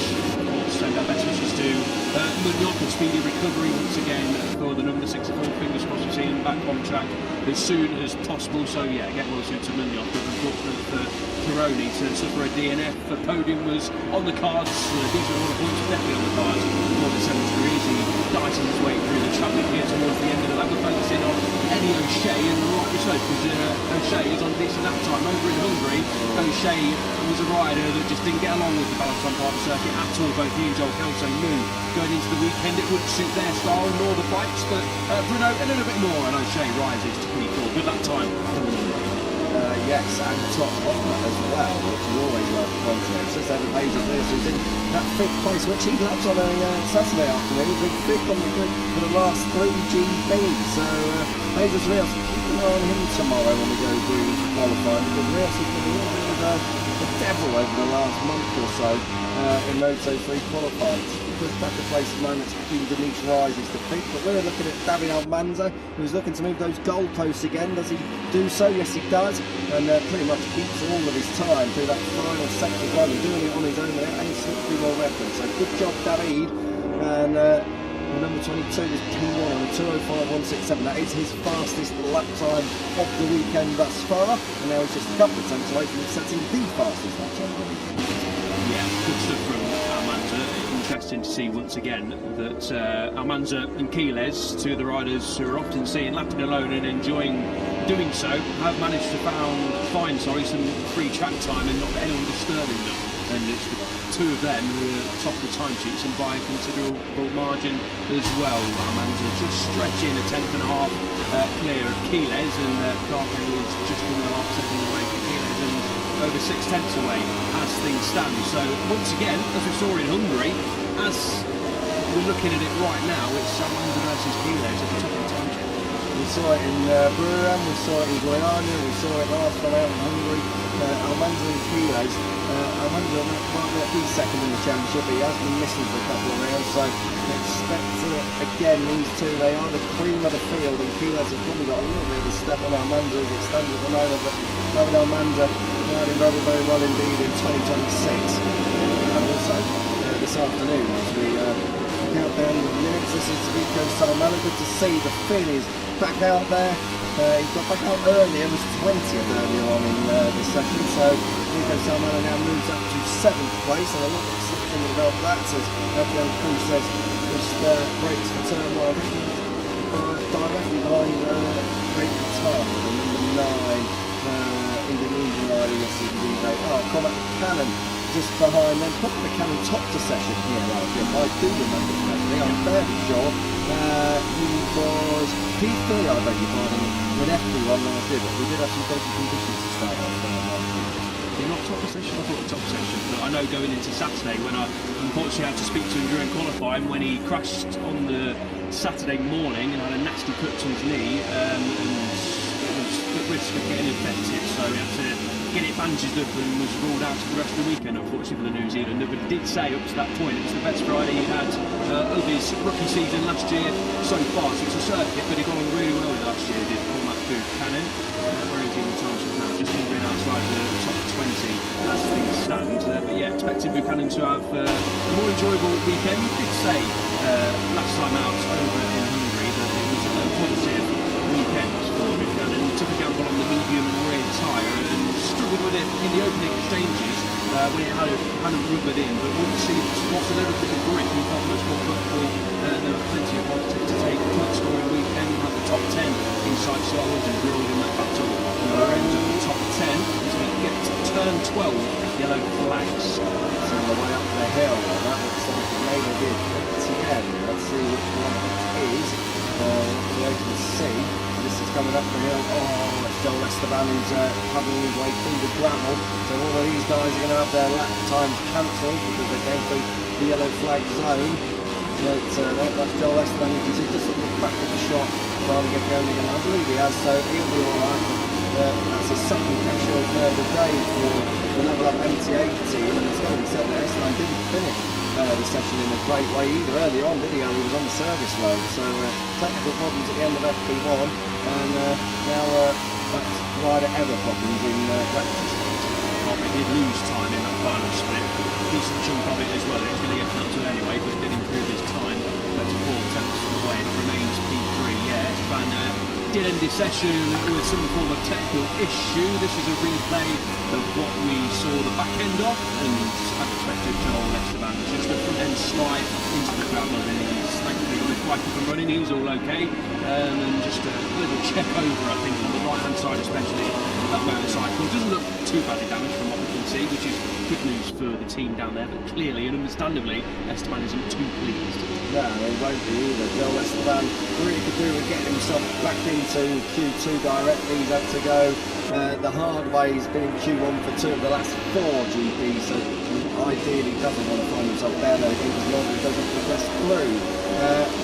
We look at Rico Salmela right out to the edge of the curb, looking very good at the moment, indeed in 7th place, but just over a second away from David Almanza. Almanza's got just over a tenth and a half over Quiles. Half a second further back is Alvaro Carpe, then it's Eddie O'Shea, the top Honda in 4th. Mackie Benucci was fastest this morning, he's in 5th place over Rio Salmela.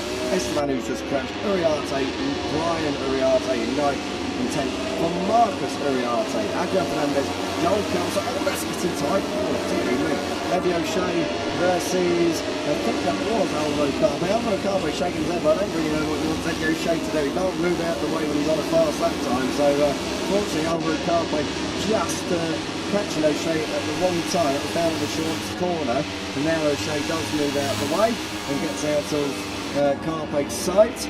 Probably, thankfully, as well, because Carpe's waving his hands in the air again just then. Let's have another look at this. This is down at turn 10. Yeah, I think that was a good afternoon Eddie wave that Alvaro did on by. I'm not sure O'Shea does too much wrong there, just taking a little bit of a different line. He was only 3 tenths slower in that split as well, to go 4 tenths slower overall, and then of course moved out of the way on the exit. I don't think that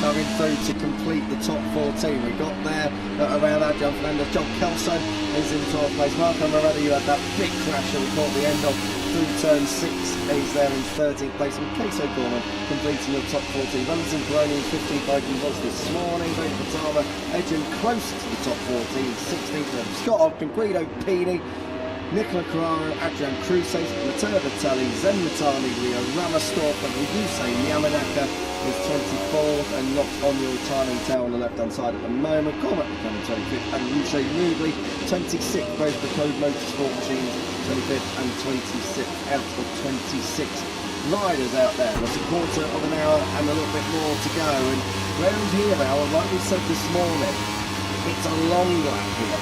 You're not going to get a lot of volume in terms of lap time. Crashes, very, very costly because it's a long, long way around here. You need as many laps as you can get to learn it properly.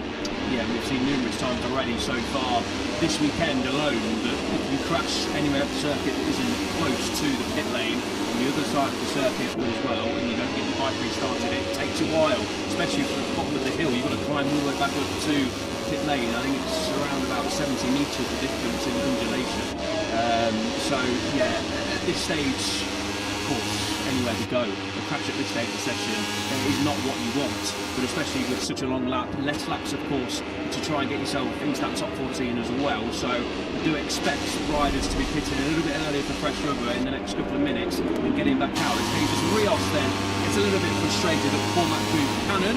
And yeah, not sure if that was something to do with a little bit earlier on, but Rios feeling that the New Zealander was slightly in his way. I think Buchanan was maybe a bit slow on the racing line, but on the direction change, obviously he's coming across it, so he was trying to also get out. Oh, have that a bit monkey tackling going on there between Casey O'Gorman and Jesus Rios. Jesus Rios is not making too many friends at the moment out there on the Moto3 track, and Casey O'Gorman absolutely will not be taking any nonsense from his fellow Honda rider. Those riders at the moment are inside the top 14, but I think back to Buchanan, I think he was just trying to get out of the way, and on that direction change took advantage of doing so, but had to slow at the same time to do it. So Jesus Rios obviously not very happy because he was impeded.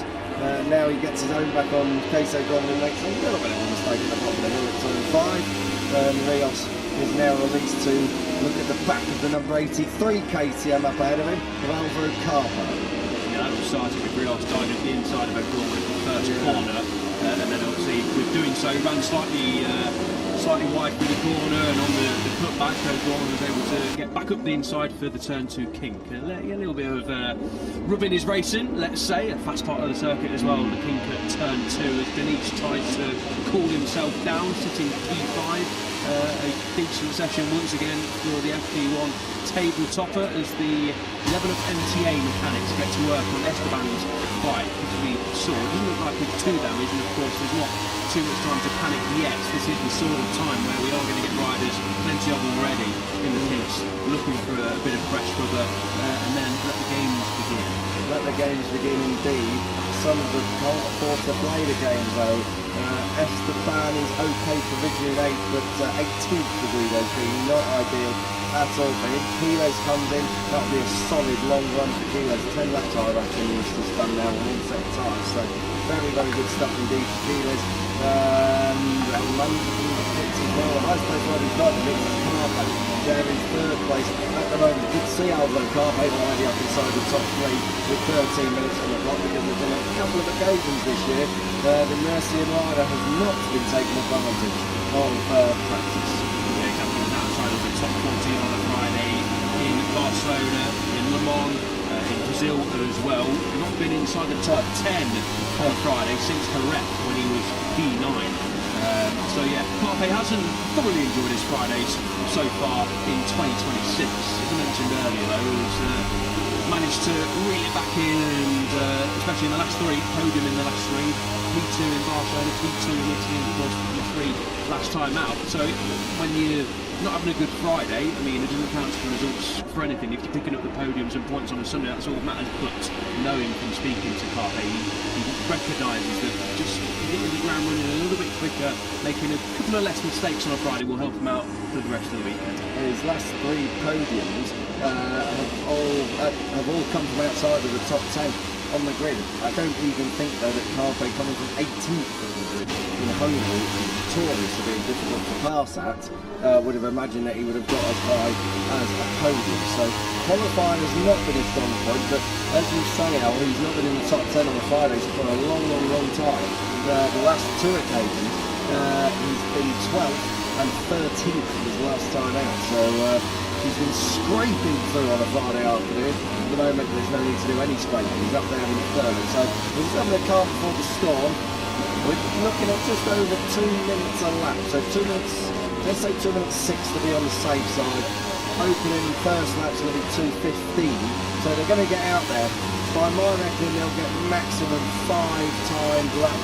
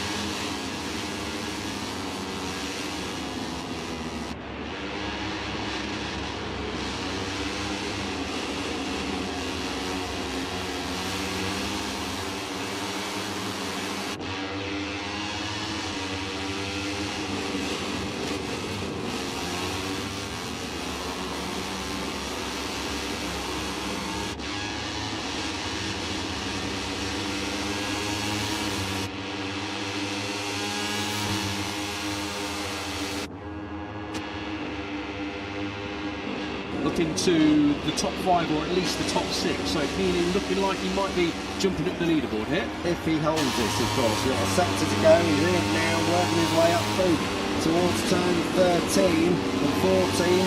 Rio Keely, what have you got for us? He comes through. Oh, dearie me. Well, there's going to be a little bit of pencil sharpening going on up there in the FI MotoGP steering room, because Keely really had to back out of that. Let's see if he had to back out of it enough to cost him. Indeed he did, and he is going to be fuming about that. That was looked like Rico Salmella was one of them, and Valentin Peroni, perhaps the other thing at the time, was there as well. But there are going to be some words going to be had. I'm sure that is what does cost Guido Keely. The good thing is, as we were saying earlier, he can't really afford to be dawdling. At least he's encountered traffic on that one lap. He's going to have at least another 3, I reckon, to have a go at this. Manza's going again. That was a moment then for Katama. They got a great run out of the first corner and into the Kingdom 2 to Katama. Nice bit of slipstream as well, put up the tailpipes of Valentin Peroni, but that mistake is going to cost Katama this lap. He feels Peroni then passes Katama back down the hill. It's getting a little bit too close for comfort for our eyes anyway, and as Almanza does cross the line, I was going to mention we should be looking at the number 22, just misses out, but again a fantastic lap time. 2:04.9s back to back, so David Almanza, great pace at the moment. I've got to say, Valentin Peroni, his lap might have been scuppered a little bit as well when Ray Katama had that front end moment over at turn 3, but we're looking at the timer now. He's not on course to improve at all. Valentin Peroni is 6/10 off coming through that second sector, so again Peroni, one of those riders who could do with finding the time, and at the moment he's got the time. He's got a little bit of clear air as well up to his teammate Rico Salmella. He's at turn 10, Schwantz corner, and we're clicking through sector 3 in a minute. I was going to say, Keely is setting that time very similar to what we saw last time around, and it's quicker than he was through third split. He was 8/10 away last time around, he's now 7.5 away, so Keely looking like he's going to be jumping well inside that top 14. Joel Kelso is also on a good time. The Australian is 6/10 away through the third split. Similar lap time to Valentin Peroni. There he goes across the line into the 2:05 to Kelso. P6, but pretty much a second away from top spot. Let's see what happens with Keely here, because he's been done by Salmella coming up the hill, so I just wonder if Keely's lost a little bit of time through a mistake of his own. Let's see. Peroni at the minute is going to go top 10, I reckon. Keely 14th, Peroni 3rd. A lot of time in that fourth sector. Brilliant second half of lap by Valentin Peroni to put himself up into 3rd place. 8/10 off Almanza, but up into 3rd nonetheless. This is Scott Ogden. Scotland's going to be P3. That's what our computer is saying at the minute. Tell you what, the older token half will go 2nd. Red sectors for Carpe, for Denich. And they're going to start lining up more as we get into the final 4 minutes. We're right on board with Carpe. They're a little bit wide perhaps at that penultimate corner. Ogden's following him. Great reference for Scott Ogden here. Coming to the line. Are we going to see any changes? Carpe goes 2nd, Ogden goes 3rd, and Denich goes 4th. So formation flying 2nd, 3rd and 4th. Carpe, Ogden and Denich all improving. They can't quite get on David Almanza's pace, but they do push Kilo back to 5th. And I should say now that Marco Morelli, who is in the box and he's unlikely to get back out, is going to find himself with Q1. And that is far from ideal for the number 97. He's 19th at the moment. Yeah, that is important for Marco Morelli, still in the blade, and he's going to get out, unfortunately, for a lap time, we do believe. Good times from Carpe, Ogden and Denich. Maybe Patama was another improver, sort of written off his lap halfway around that, but Patama did improve. Worth noting that'll be the first Q1 appearance for Marco Morelli in 2026, so his perfect record is not going to continue unless he gets back out within the next minute or so. Joel Esteban is flying at the moment, coming through. He's 800ths of a second up at the halfway point, and he needs a lap as well because he's in 15th. Zenmatani is following Leo Ramastorpo. Zenmatani, I'll tell you what, if he can hold that, 1 second off is good enough to put him up into the top 14, and that really expensive Boucher Moondley. So we'll have to wait and see exactly what's going on. Esteban's got Quiles as a reference up ahead of him. I'll tell you what, Quiles not desperate for the lap time at the moment. He's there in 5th and he's also going well. Matani goes up to 17th, just misses out. Ramastorper goes 15th, not bad at all from the number 5. Extreme rider there coming through. But we need to be looking back towards Quiles and Joel Esteban. They're on the place, they're coming through the final sector now. And at the moment, Esteban is in need of this lap time. They're in those final 2 corners. Yamanaka's got kilos right up his chopper, and then it's Esteban there in 3rd place. Let's see what Joel Esteban's going to do here. Kilos, I'll tell you what, Kilos can go back up to P2. He can even go P1. They go 2nd, and Esteban goes 4th. So good lap indeed there by Joel Esteban to get himself up inside the top 14. Matteo Bertelli, his teammate, has also gone 14, but he's the rider at risk now.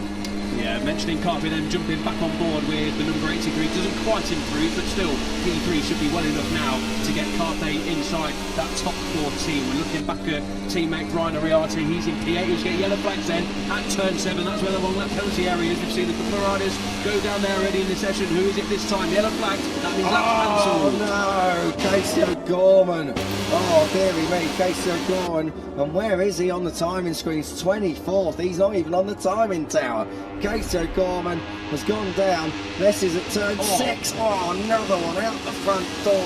Massive get off for Casey O'Gorman. It's really, really tricky through turn 6 as you're asking for all the power and trying to keep your line going into turn 7. I tell you what, at least he's riding it back, but yeah, I wouldn't be rejoining the racetrack. I'm very surprised the marshals have allowed him to. I know the engine may have still been running, but with a minute or so left on the clock, that is far from ideal.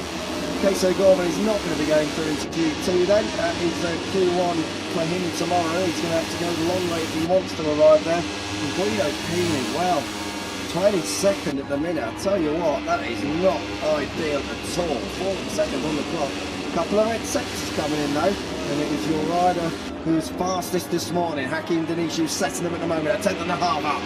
Yeah, here he is, the Malaysian, number 13. The yellow flags have gone now, of course, for O'Gorman's crash. Another big one for O'Gorman, similar to what we saw from Marco Morelli, wasn't it, down at turn 6 into turn 7.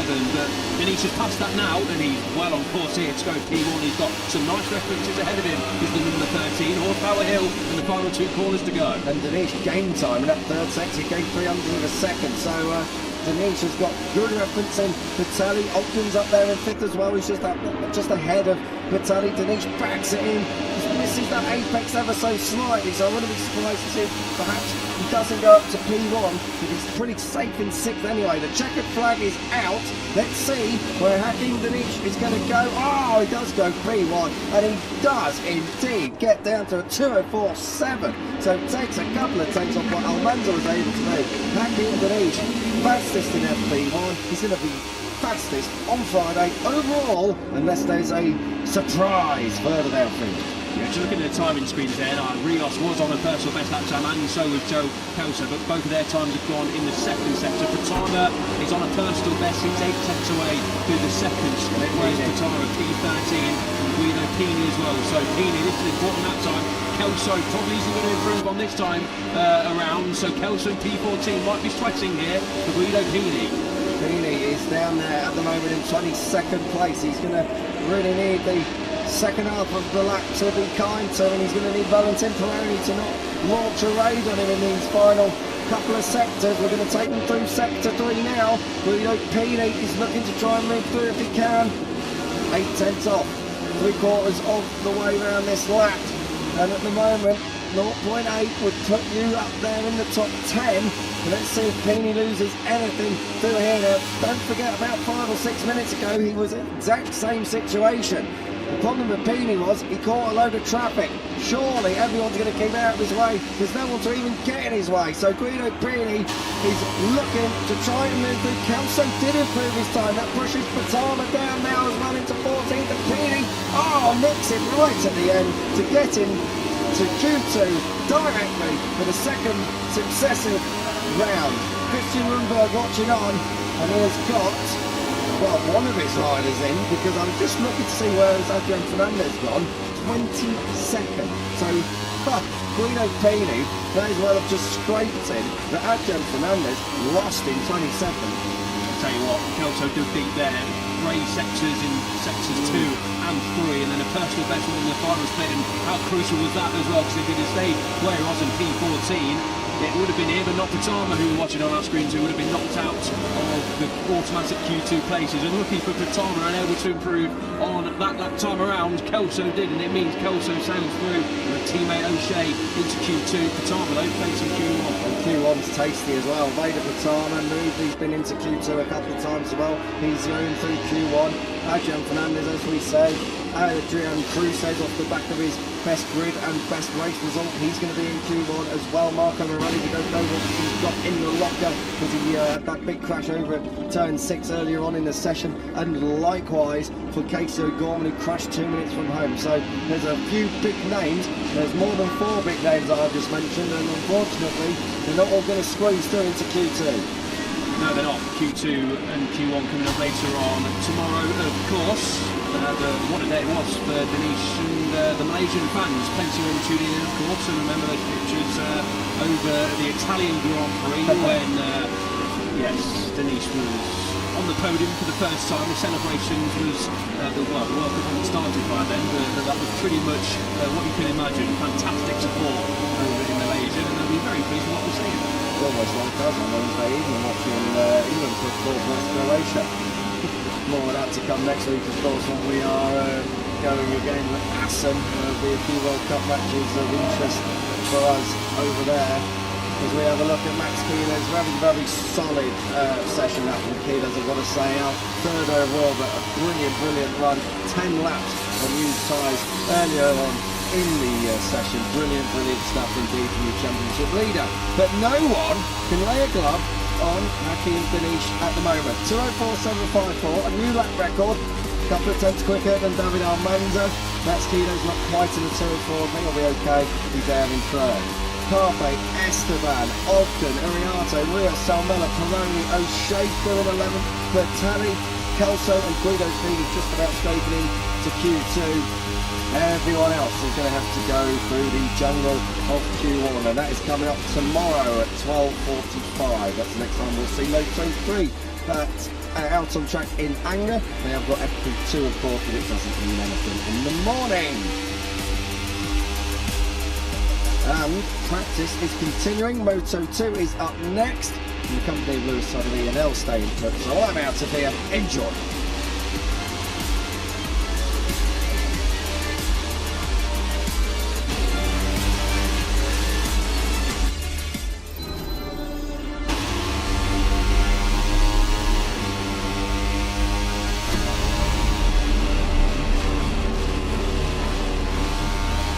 Good afternoon from Brno. Blazing, boiling Brno on this Friday afternoon at the Czech Grand Prix.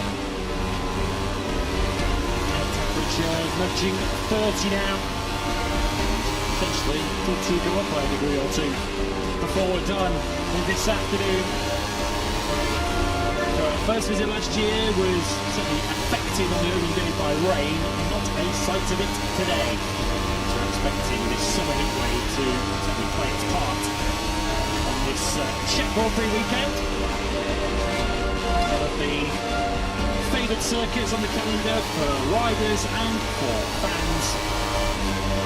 There's many a perfect vantage point, particularly in the stadium section of turns 7 and 8. Where we've seen the fans getting into the Moto2 spirit already today.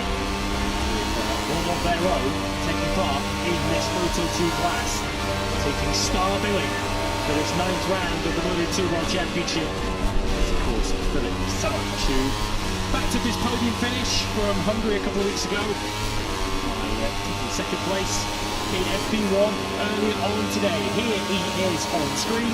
It's Lewis Sudley and Elliot York are always with you for Moto2 practice coverage here at the Czech Grand Prix. And well, we wanted to write a Hollywood script for this weekend as we see the Selach fan club, or at least a part of it, Phillip Island it says. Certainly a variation on the theme in support of Philip Selach this weekend. They are getting their airtime in already today, cheering on their home hero. Yeah, as mentioned earlier, we're writing the Hollywood script. I think the first chapter was followed earlier on this morning. It already feels as if we're set for a shootout this weekend, if FP1's any indication at least, between the World Championship leader and the home hero. Certainly does. Good afternoon to everyone, good afternoon to you. Lewis, looking forward to this session and seeing if Salach can take it to Manu Gonzalez and whoever else fancies getting their name in the script as well. A brilliant morning for Salach, and yeah, how many times are we going to see those guys this weekend? There's another Czech flag there with the number 12 on it as well. Plenty more people, I imagine, will be coming into the Brno circuit on Saturday and Sunday when it really matters, but of course practice matters, of course. Top 14 all important this afternoon to try and get yourself into Q2 automatically. Seems a little bit better this evening, and yes, I imagine if Salach wants to sleep a little bit better, he will be inside that top 14, and I imagine, judging from this morning, he will be. Aussie fans here as well in force, and I've just seen that on the screens, repeating Aussie, Aussie, Aussie. And yeah, last time we go to Phillip Island, of course, the actual Phillip Island, not this Phillip Island as we can call it now, judging from those fans. But yes, Salach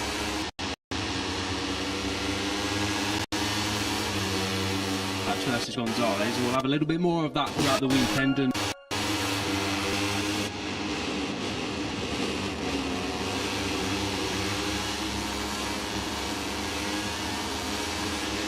those fans and plenty more who are coming for the weekend will be hoping Salach can take it to Gonzalez once more. They were the top two this morning and the ones who looked most comfortable, but the gaps were pretty tight. Danny Holgado was P3, that Alonso we're looking at was down in P7, just over 6 tenths away, so sets us up quite nicely for this afternoon. We're going to learn a lot more, of course, in the next half an hour or so, and then of course going into tomorrow morning where the race runs will be run forward.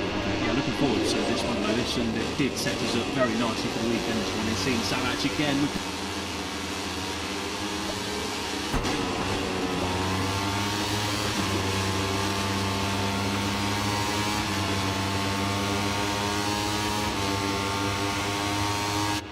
Beating what he has done for the last couple of Grand Prix, but especially over in Hungary. It's not just a one-off Grand Prix with seeing Salach.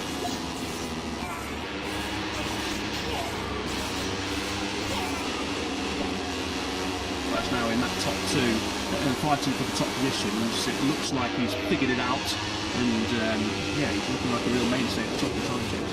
Any ticket holders who are coming on Saturday or Sunday, I think they'll be rifling through their old cupboards, finding some empty cardboard boxes and carving SALAC into them to bring to the circuit over the weekend, because our cameramen and women will find.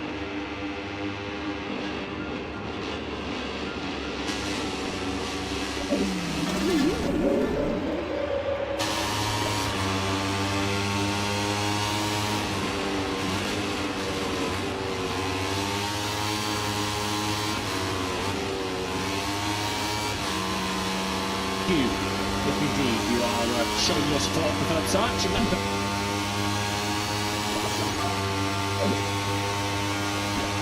Particular manner here is Manu Gonzalez, the World Championship leader by 49.5 points. He's not dealing any half measures at the moment.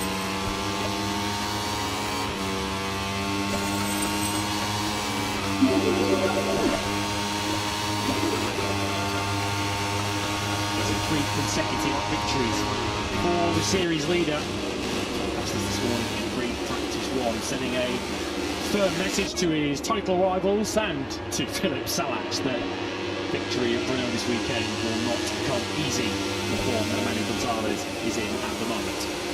Yeah, it describes the Hungarian Grand Prix as the toughest of the year so far. Obviously Salach was running in close, he had his teammate a couple of seconds down the road as well for plenty of that. So for Gonzalez to describe that as the hardest Grand Prix of the year so far was first and foremost kudos to Phillip Salach, but also the nature of the circuit as well. But Gonzalez is just continuing to plough on in 2026, looking like his 2025 self in terms of getting to a circuit, having the patience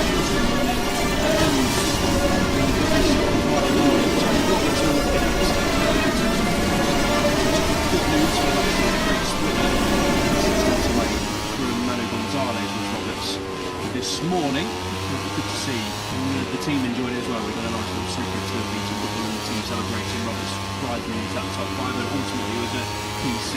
But another one of the contenders who aren't quite in the mix of the Gonzalez-Salas battle as things stand after FP1, early days of course, but Roberts right in there with the likes of Senna Regius, Jose Antonio Reda, David Alonso, Ethan Guevara, just inside that top 10 as well. So a lot of riders not quite on the same page as the top 2 this morning, but are in the mix going into this afternoon, which is good news. Turned 29 earlier this week did Joe Roberts. Brno is a major part of the Joe Roberts Grand Prix story. Here's a story that's developed over the lunch break. I have to say, you have to do some digging to find some further information on this, because there was no inkling that Alonso Lopez was any kind of physical issues. We knew his teammate was Sergio Garcia, who had heart surgery following the last Grand Prix in Hungary. He was to be reviewed at this session. He believed he's been declared fit to continue. His teammate Alonso Lopez has been declared unfit. Now, we did not see any crash for Alonso Lopez earlier on this morning. He did walk the track as normal yesterday in practice. The mind goes back to David Alonso back at the French Grand Prix, and really soon Alonso Lopez has brought a training crash into this weekend that he hoped he could ride through. Clearly he couldn't. Yeah, I was thinking the same thing when we got that news. Trying to think back, did we see a crash? No, we didn't. Completed 14 laps this morning, did Alonso Lopez, 1.6 seconds off the pace. That's not where, of course, we expect Lopez to be. He's been much higher than that so far this season. So, yeah, I mean, we've got to assume that there's some sort of form of injury that's picked up 3 weekends, kept it on the down low, which you can understand, of course. But ultimately, after FP1, decided that no, can't continue, and he's off to get some further checks on that. So fingers crossed for Lopez that he's all okay and can be back on track next weekend at the Dutch Grand Prix. But yeah, shame for Lopez, shame for the team as well to have one rider missing through injury and another rider on the other side of Octavio Garcia still not 100% fit. So disappointment for Lopez and the team. Tricky start to the weekend for Celestino Vietti today. Had a problem, top here on the Speed RS Buster score on his outlap for free practice 4 on the start of the session on this morning. Costed about 8 or 9 laps compared to the rest of the field. Today he's 21st on a 2:00.007, which is overall lap time, second and a half of on Manu Gonzalez. So Vietti with a bit of work to do, a bit of catch-up to be played in this afternoon session. It was not the most eye-catching mornings for the Boscoscoros. Alluded to it earlier on today that Boscoscoro have never won here at Brno in either of their guises, either as Boscoscoro or as Speed Up.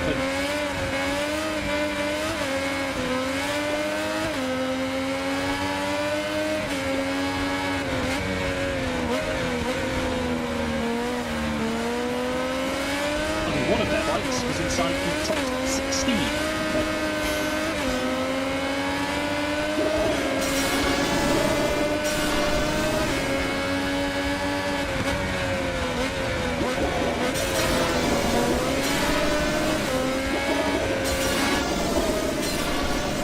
Earlier on this morning, that was Ethan Guevara in 8th.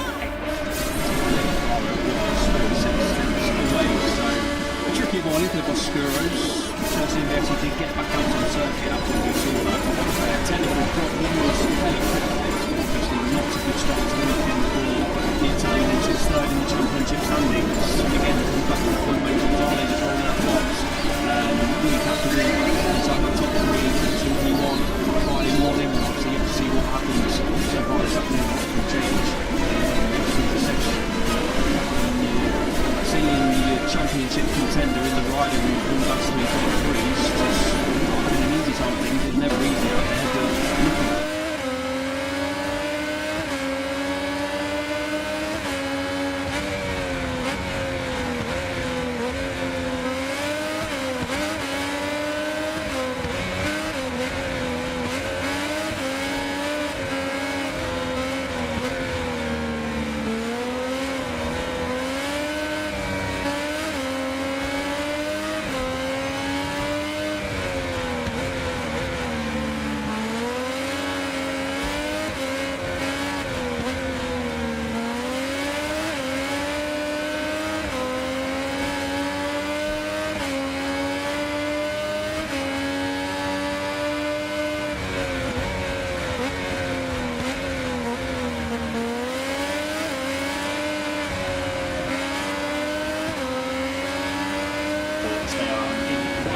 Schneider, Ivan Altola, Celestino Vietti, Danny Munoz, Manny Gonzalez, Ethan Navarro, Daniel Alonso, Colin Ryan, Daniel Brno, and then his teammate Alonso leaving pin lane. Only 4 riders with an automatic Q2 record of 100%. That's all to the left, Gonzalez, Navarro, and Colin Ryan.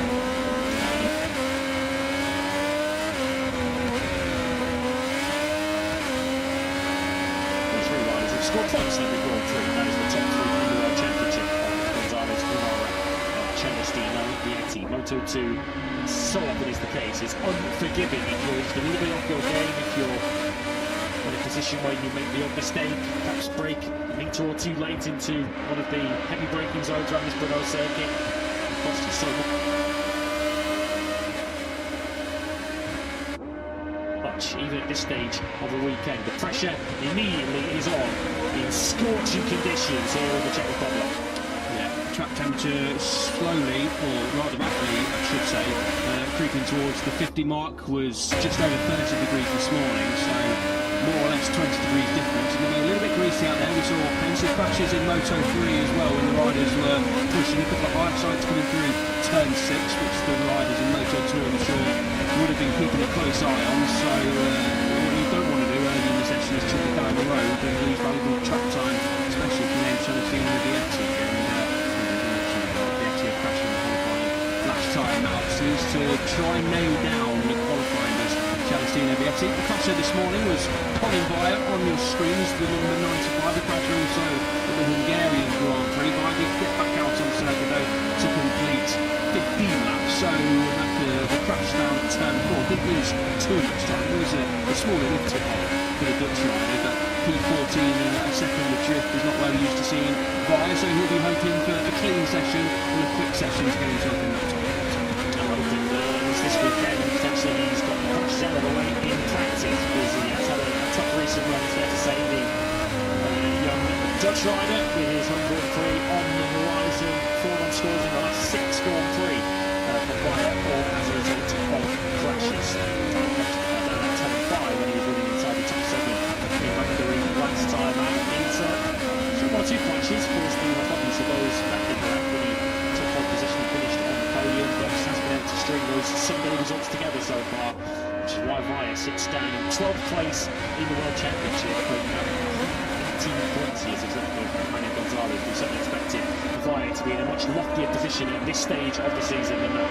Yeah, first back-to-back DNS in his GP career, pre-Italy, and unfortunately since the Italian Grand Prix, of course, last time out in Hungary, it didn't go too much better on a Sunday. He was having a positive weekend over in Hungary, so the results didn't tell the full story, and Via did have good pace.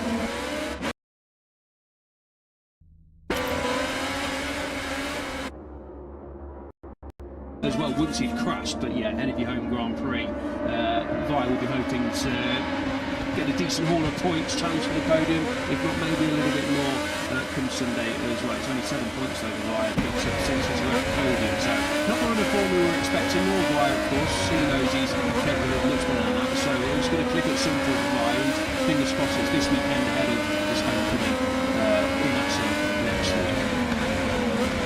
Plenty of support to Moto2 next weekend as well for the home hero, or home heroes as it will be next weekend. Of course, 1 Czech in the field of Moto2, 2 Dutch riders, 20-year-old Zonta and Nick Borberg.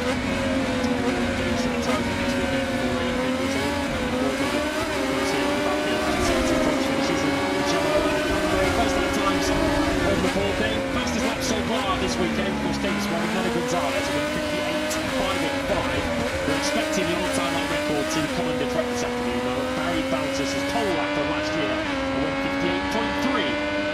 The odds are sure to be on that being beaten this afternoon. Yeah, especially after the first lap, there was a 1:58. Manny Gonzalez being followed by a certain Philip Salac. Not a bad idea for Philip to be following Manu around. Maybe 9 days already so far. In this early part of the weekend, we know Gonzalez likes to go and lap alone, and yeah, not a bad thing for Salac, who was pretty much on par with Gonzalez this morning. Got a good look at Gonzalez at the Hungarian Grand Prix as well. But these were the 2 benchmarkers this morning, so potentially the American racing team just playing some games, and Gonzalez might have looked at the message that he received on the dashboard and has noticed what's going on. So yeah, nice for us to watch. Intriguing to see how this one plays out. Philip, after seeing those slow down, you know what, I'm quite happy where I am, Manu, as a matter of fact. I'll stay behind you and see what you're up to. I did notice at the start of the practice session that they came straight back up pit lane at the end of their efforts. This is their second outback that they're on. Gonzalez and Salach, and clearly Salach just followed Manu straight through the pit lane and decided to stay onto his rear tyre. If anything, Manu Gonzalez should be very familiar with how it feels to be followed by Philip Salach, because that will finish the second half of this Hungarian Grand Prix too. Yeah, exactly that. In the first half was obviously Gonzalez shadowing Salach, and Gonzalez did say afterwards that he was learning a thing or two from Salach as well as the Hungarian Grand Prix, but it seems like from what Gonzalez was saying, he just kept his rear tyre intact a little bit more than Salach did, and once he pounced, Gonzalez wasn't comfortable, but had enough of a margin in hand to keep Salach at bay. I'm just wondering if Gonzalez mysteriously makes a random mistake somewhere around this lap, and then Salach follows him in. Salach has closed in on this lap time around, plenty of the sessions to go. These aren't the lap times you'd think that are going to count towards the top 14 a little bit later on, but we have seen in recent weekends early lap times come to mind, not last time out in Hungary, but a couple of other rounds.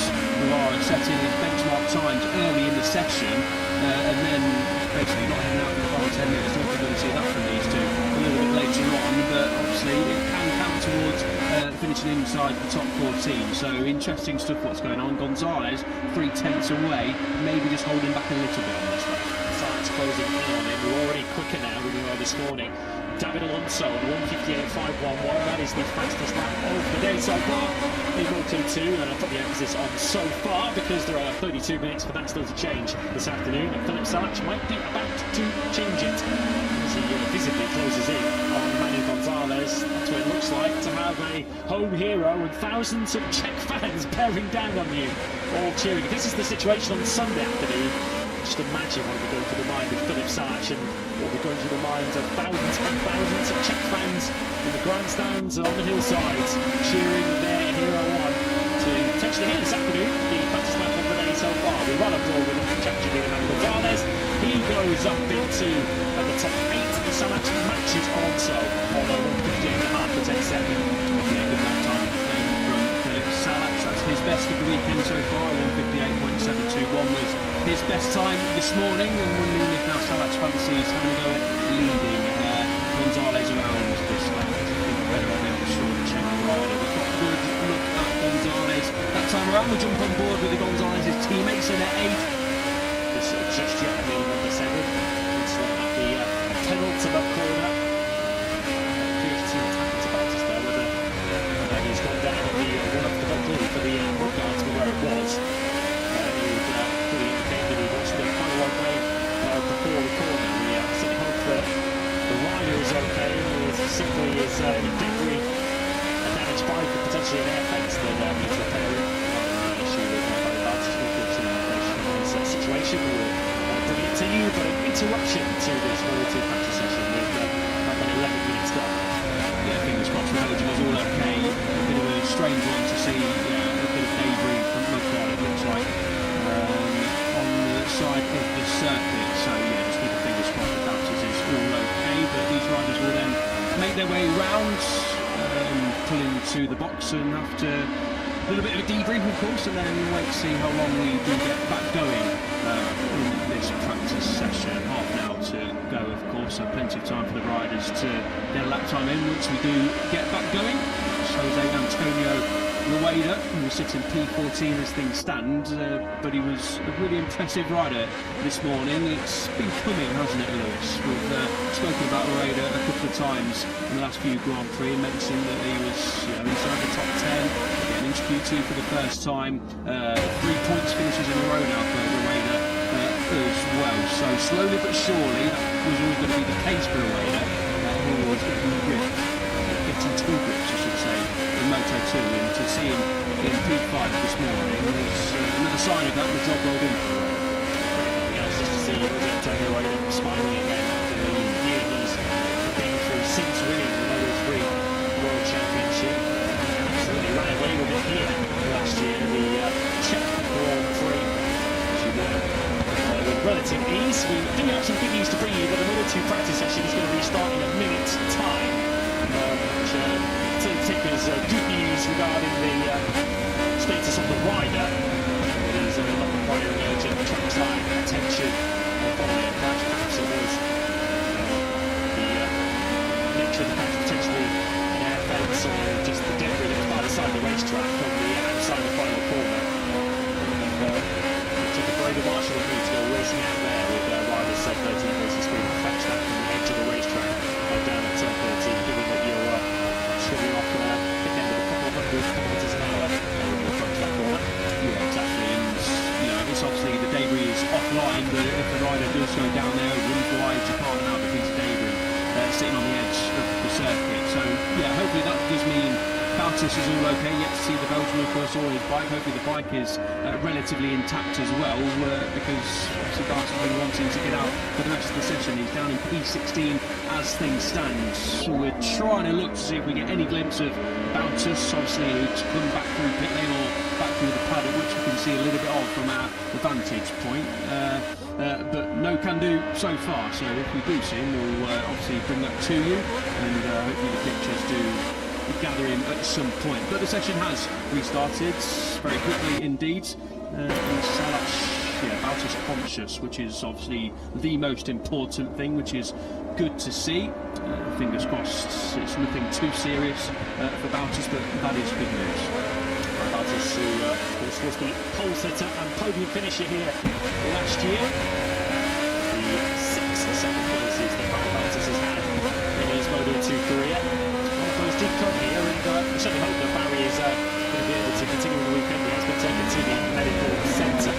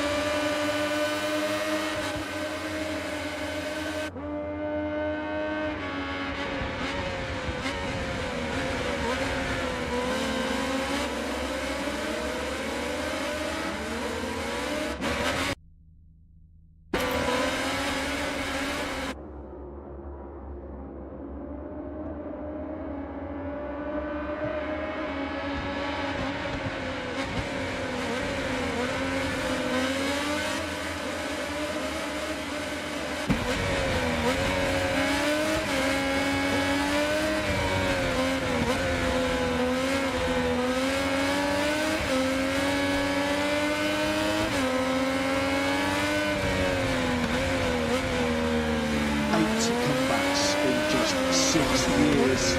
He keeps coming back for more, and he keeps enjoying more and more success, doesn't he? The number 93, Cloud Mears made a very big move. As soon as Mears got into tight attacks, just as he did this morning when he was out on fresh medium rubber, really got himself up to fourth this morning. Well, he's got one better so far this afternoon. The factory Honda star up to third with a 152.681. So now Aprilia from KTM from Honda. Well, that could change very, very quickly, rather imminently, because Pedro Costa is about to set a new all-time lap record, and he does. So Marco CZECHIA and now Pedro Costa have dived under Pepe Bagnaya's old all-time lap record. Quickest rider in Brno history now is Acosta, thanks to a 152.228. His teammate Brad Binder was just behind him. He's also improved. Binder up to 8 now on the 52.865.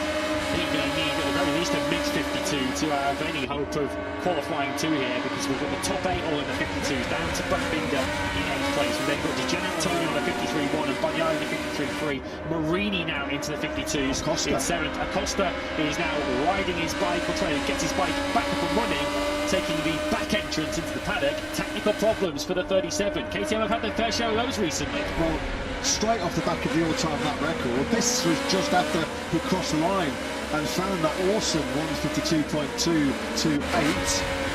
The Tech 3, so the KTM RC16 tries no more.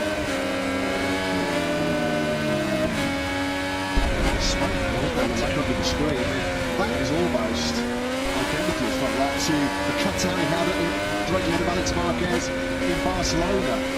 Yes, they have had far too many, the Matic engineers will say, reliability issues so far this year. Well, what a sort of 25 seconds that was for Pedro Acosta. Blitz into a 152.228 and didn't even get to the first corner on the very next lap before the engine said, time very much. Actually, he's heading for the top 10 here. 10 was exactly where he goes. He's into the 52s now, the 52.929. Won't last long because you can see Gian Antonio's been very lucky, but as it stands at the moment, all 4 KTMs are in the top 10. One of KTM's best ever days in their short MotoGP history came here in Brno back in 2020. Just his 3rd ever Premier Class appearance. Brad Binder, a tough and unforgettable victory. Yeah, pace is hotting up there. The time was as hot as the ambient temperatures are in this Fabio de Gian Antonio starts to climb up horsepower hill, doing a climb up the rankings from 11, potentially into P1. Surely this is going to be top 10 unless he makes a right rickets of this final corner, which he doesn't do. So the number 49, all picture perfect to know when he just got 7. Just a few metres up the road ahead of Digia, and he does indeed go into 3rd place at 152.372. Not quite the fastest ever Ducati time here in Brno. So Marco CZECHIA now 2nd as he leaves pit lane, having led the session for around about 20 minutes after that early soft rear tyre attempt. But we've got Martin down in 15th, and we've got a factory Ducatis with Bagnaia and Marquez 12th and 13th. Still yet to see them really show their cards on a soft rear tyre. Marc Marquez is on an outback with a soft rear tyre fitted, so we'll get that answer shortly.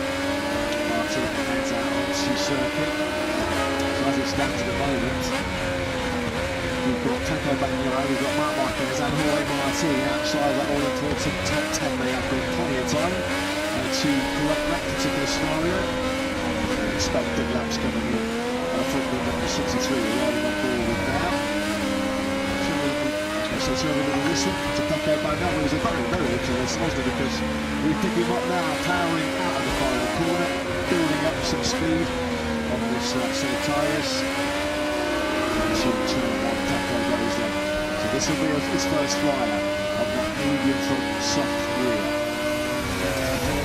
About 230 kilometres an hour as we power through turn 2. Now approaching highest braking zone, just a little pause. Instead, we cut to his teammate, Marc Marquez, who's leaving the first corner. As you can see, he is also with brand new rubber fitted. We'll get Bagnaia's first sector through shortly. To close the I guess the strategy that Bagnaia always adopts is to save it for the end, to do the homework, do the hard yards on old tyres, and make sure that you've got as much information and data as you can for the business end of Sunday. Guess what it does though, is that it often means that when by the time Bagnaia does find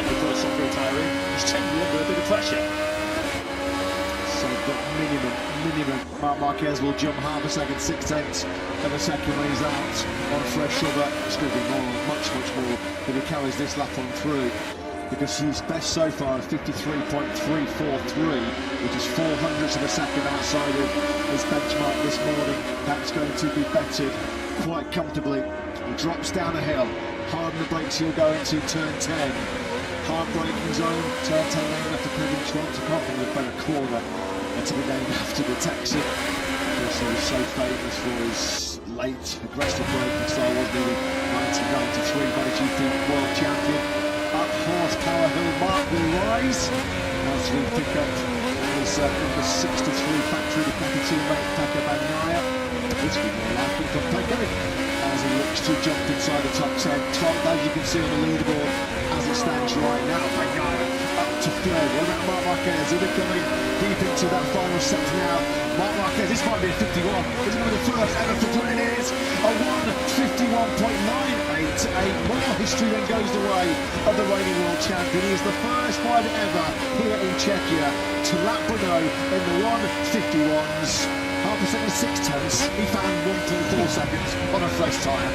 Awesome job again. He might have been there for long though. Here comes Alicora, and he gets to within 100th of a second of the world champion, just showing that Aprilia aren't going anywhere here in Brno this weekend. Agura joins Marc Marquez in the 1:51s. How good does that look for Agura, who has had his issues, not getting through to Q2, but has been finding good grip position once he's in that second qualifying session. And if Agura can get himself anywhere near the first 2 rows in the main Grand Prix here on Sunday, even for the sprint tomorrow, well, we know just how good he is on well warm. We're down to the gearbox here, as you can see, with his left boot, with Raul Fernandez. He's crept, and I say crept into the top 10 briefings. Look there in 10th with a 52.578. CZECHIA has just improved once again. He's down to a 152.147. Bears also threatening a 51. Jorge Martin doesn't look like he's going to get anywhere near a 51 here though. I don't think he's even going to be in the top 10 with this. Quartararo Schneiderlin goes 50. Martin does go 11th. It was a good final sector for Jorge Martin, but he's still 400 shy of Raul Fernandez. When you've got a double long lap penalty already next to your name, the last thing you need is a trip to the Q1. You've got to get through here. Big 10 minutes coming up for Jorge Martin. Only been in Q1 once so far this season. That was in Catalonia, where he had 5 crashes across the weekend and then went down and was hospitalised briefly after a crash at the post-race test on Monday. Dramir trying to scrap his way back, muscle his way back inside that top 10. He was third, not there, wasn't he, on the factory marker. A 52.368 does indeed push me back inside the top 10. He jumped up to 7. Close this between Ducati and Aprilia, with the Costas KTM as always fighting a good fight for the Austrian brand up there in 4. Ducati, Aprilia in the top 3, then it Costas KTM, then a pair of more further Ducatis, Bagnaia and Aldeguer, 5th and 6th. Here comes Alex Marquez, who's looking to try and lift himself up into 15th place, but Q2 not really the target for the 73, as he has a little bit of a moment. He could do without those. Around the Quartararo, Bastianini, Miller, Vasquez-Loglu, and Rins, all directing behind Alex Marquez. Impressive return, to say the least, from the number 73. What about Ralph Hernandez? Can he make it 2-track out of Brilliant, going straight into Q2 tomorrow morning? 11th at the moment, so he needs to find some pace. Over the line he goes. He'll creeps up once he gets second lap of the road now. Ralph Hernandez has just about pinched that top 10. A 52.423 has squeezed him in. 10th and a half clear he is at Morbidelli. We're used to seeing closest top 10s on Friday ever. We're not far away from that again here this afternoon. Just 4/10 of a second covers the top 10 around a mere 2-minute lap. As once again, Davide Tardozzi, I think, trying to calm down Marc Marquez. I'm amazed he's still trying, to be honest. He's probably just said to him, look, a 1:51.988, that's good enough. That's good enough. You're not going to have any headaches about Q2 now. I don't think the word settled appears in Marc Marquez's vocabulary, does it? When has Marc Marquez ever settled for anything as a Grand Prix rider in MotoGP across all classes? The guy is a serial winner who was born to win, just as he did so for the first time in 2026 in the main Grand Prix in Balaton 2 weeks ago. Yesterday, what was he saying to the media? After Mugello, this track pretty physical, similar in configuration. Well, I'll be pretty happy. I'll be content if I'm within 10 seconds of the winner on Sunday. And he opens the count on Friday afternoon with the fastest ever lap of Brno. That's got to be Tom Butcher for Mark, Yes, and surely a little bit of mind games to his opposition as well, saying that I've beaten you in this current physical situation. You just wait until I'm 100%. Of course, this is just Friday afternoon, and of course we're right to recall what happened in Mugello when the Ducatis were all very fast on Friday. Aprilia really took the game away from them when we got into Saturday morning and through the race of Sunday. So Aprilia aren't going to make this easy for Ducati. Just 100ths of a second between the leading Ducati and Marc Marquez and the leading Aprilia, which for once today at the moment is Ayagura.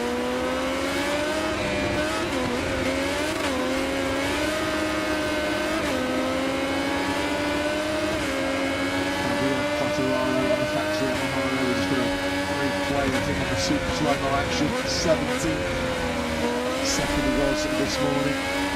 So normal service has been resumed as far as Yamaha's Quartet go. We've got Quartararo 17th, Miller 19th, Ransgatlioglu 20th, and Paul Alex Rins 21st.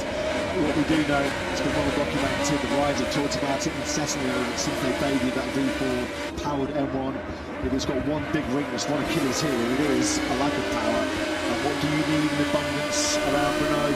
There's a section of this track called Horsepower Hill, gives an indication of how much engine performance is required. And when you're lacking engine performance in Brno, you're in a whole world of pain. Top Yamaha, 70. Yeah, we've got a top speed ranking on the timing screen, which is the fastest top speed early rider in this session.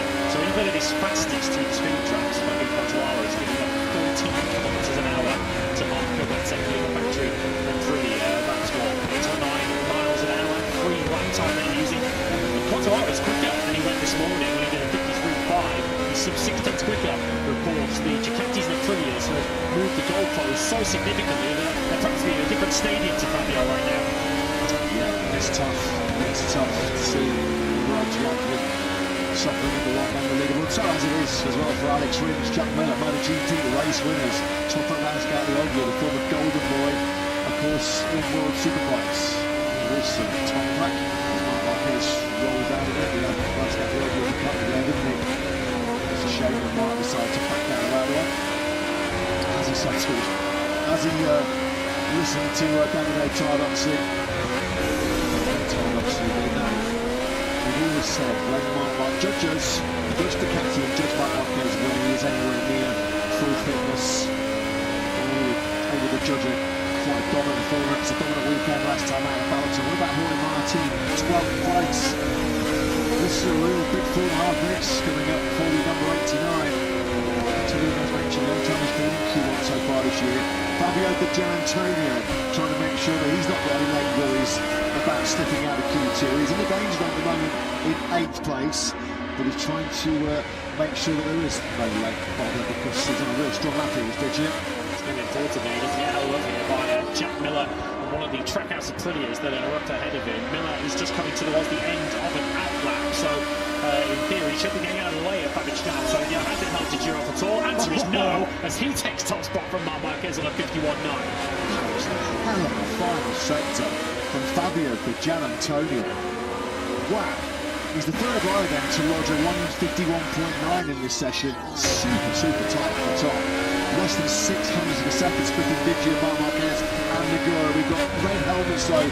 Lighting up our controversy. Bezzecchi is flying. Jorge Martin's on a big lap. We mentioned how much he does need to find something special later on in this session. Bezzecchi's a quarter of a second up practically at the halfway stage at the moment. Potentially we're heading towards a mid-51 if we carry this on. Here's Bastianini, who's missed out in 11th, only 6 tenths off the pace, a mid-52. Does he cut it this afternoon?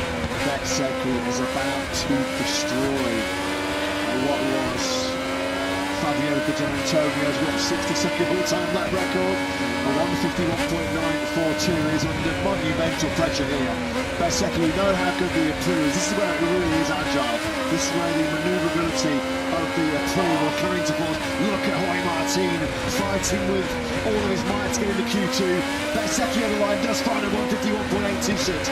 followed by Bez, over 10 clear. Martin does come over the line and get himself into that top 10. How crucial, how decisive could that be for Jorge Martin, up to P8? Far from safe though, he's only 600 for the second clear. Raul Fernandez, who is currently improving. This was Martin wrestling the Aprilia through the final couple of corners. He's already, while you're watching this though, dropped a place to 9th because Joan Mir's got ahead of him. That is stark raving bonkers. That's insane. It was his shoulder down going through turn 14 there. Wow. He is just all action. He is spectacular to watch, isn't he? Jorge Martin. That was awesome. Yeah, he's now 10th. Raul Fernandez did improve to 9th on the 52.354. So Martin is now just 38 thousandths ahead of Maverick Vinales to complete the top 10. Ayagura was super fast through the first sector. Was watching his timing screen as he was unfolding this lap. Can he join Bezzecchi at the top of the order? Ayagura with a stunning final sector. He takes top spot. Ayagura, He doesn't do Fridays, does weak he? in time attacks. No, I think we can maybe put that one to bed. That is something special from the former Moto2 world champion, isn't it? What a lap time. And from Ayagura, Joan Mir has taken a tumble at turn 7. That's going to bring out late yellow flags, isn't it? That could be costing the Sun Riders. Mir's gone down though at turn 7 while in P7. Yeah, he tried to pick it up immediately and he's just been in the gravel trap, and that's just been pitching into a 4. So a slow speed crash there for Joan Mir, who is in 7th place at the moment, so it might actually save his bacon this afternoon. So Agura, where did that 51.735 come from? We've seen so often this year be able to get himself through the Q2, but his best qualifying so far this year is 6 around 2. He's getting even quicker here, getting even faster. What about Maverick Vinales? Well, we saw top 3 at one stage in this session. Can he get himself back in the top 10? Martin is now out of the top 10 because while we're watching that crash for Mir, Diogo Moreira went into 8th place on the other Honda for LCR. So at the moment, Moreira also going through in 8th place. So Martin starts his final lap of the afternoon outside the top 10. Big one. Biggie this one, isn't it, for Martin? We've seen down the years him deliver some super special explosive laps. Well, he needs to find another one. He's got his teammate Marco Bezzecchi, who wisely moves out of the way. Bez has rolled out of it, and he's going to be second in this session, it looks like. Yeah, Martin's under the cosh here, isn't he? Under the cosh as he powers into the stadium section. Into turn 7 he'll go where Joan Mir tipped off a few months ago. Already a quarter of a second down at the first sector point. That's the one that comes in the background that he'll be going through twice on Sunday afternoon. 4 tenths down at the halfway stage, even by Jorge Martin's standards, as it's looking again a little bit uncomfortable there. Through the left-hander of 8, it's going to take something truly heroic for him to get to the top 10 from there. Imagine track mix there, wasn't it? They're almost on the green, coming out of 9. Shows how hard he's pushing, how hard he's having to fight for every bounce of the circuit here. Jorge Martin, he's all in.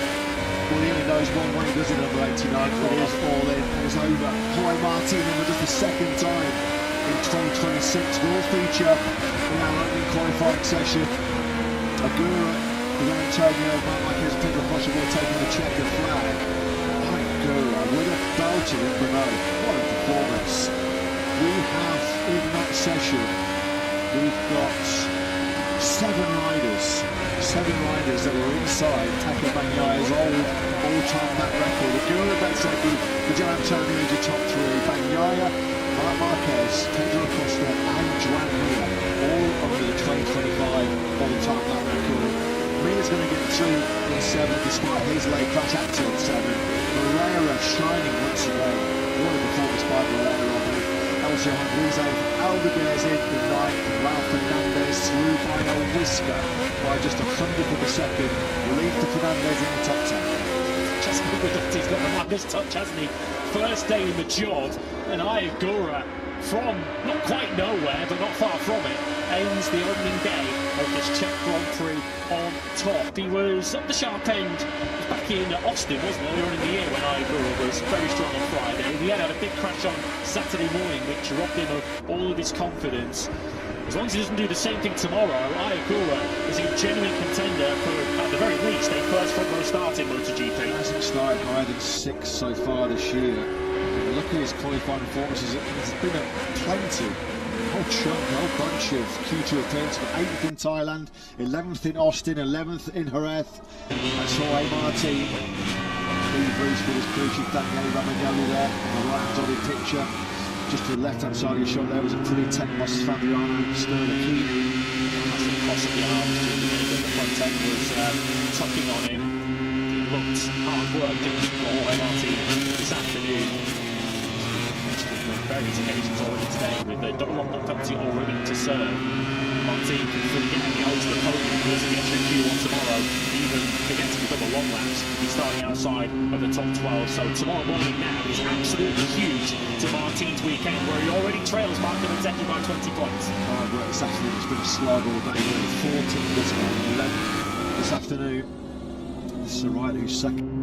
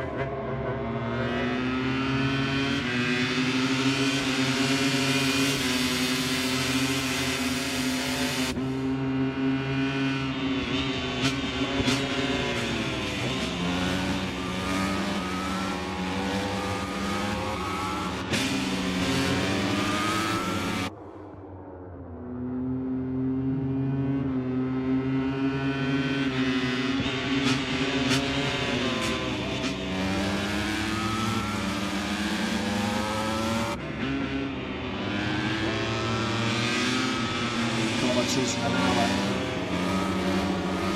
Looks great for us watching trackside, but crucially the boy Martin fast enough to get him directly into Q2.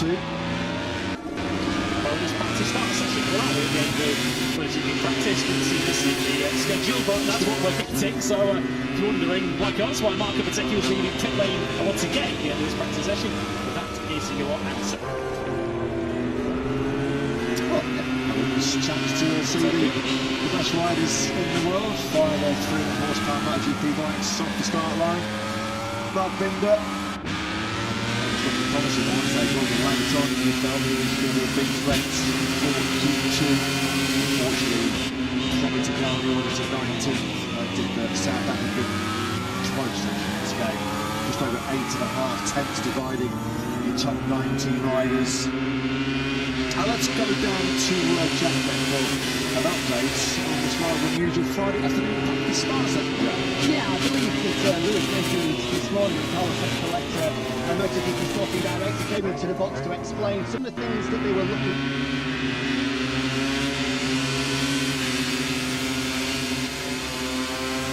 into following on from the incident at the Catalan Grand Prix. One of them was the banning of front ride height devices. Whether we adjust the fronts. Now this is a suggested practice start session for them to take, for them to try a start without the front device. It's not mandatory for all the factories to participate. It's for them to go out, do a few starts without the front devices locked in so they can see what kind of an impact it has with the possibility of implementing it, as Carlos said, later on this year. Thanks very much, Jack, for close observation. You're not used to wheelies off the line, are you, PRIX? Yeah, we're seeing a little more air between tarmac and front tyres, aren't we? As Fabio Di Gianantonio started with the whole shock device this year has been a bit.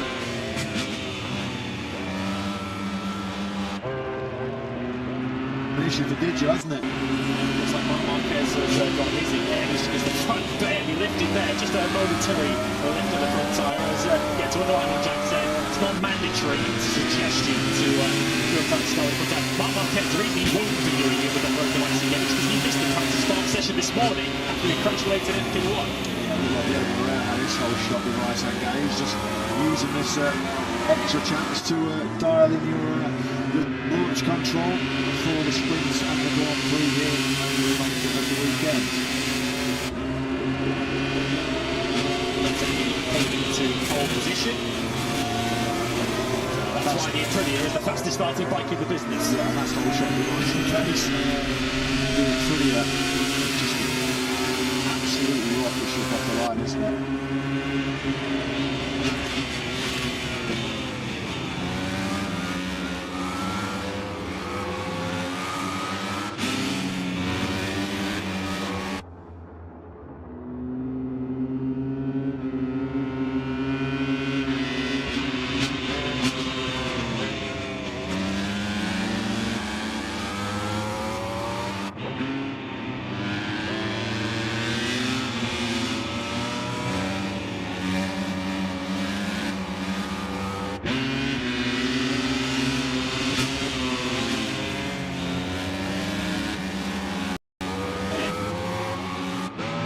Honcho Honda there, watching on from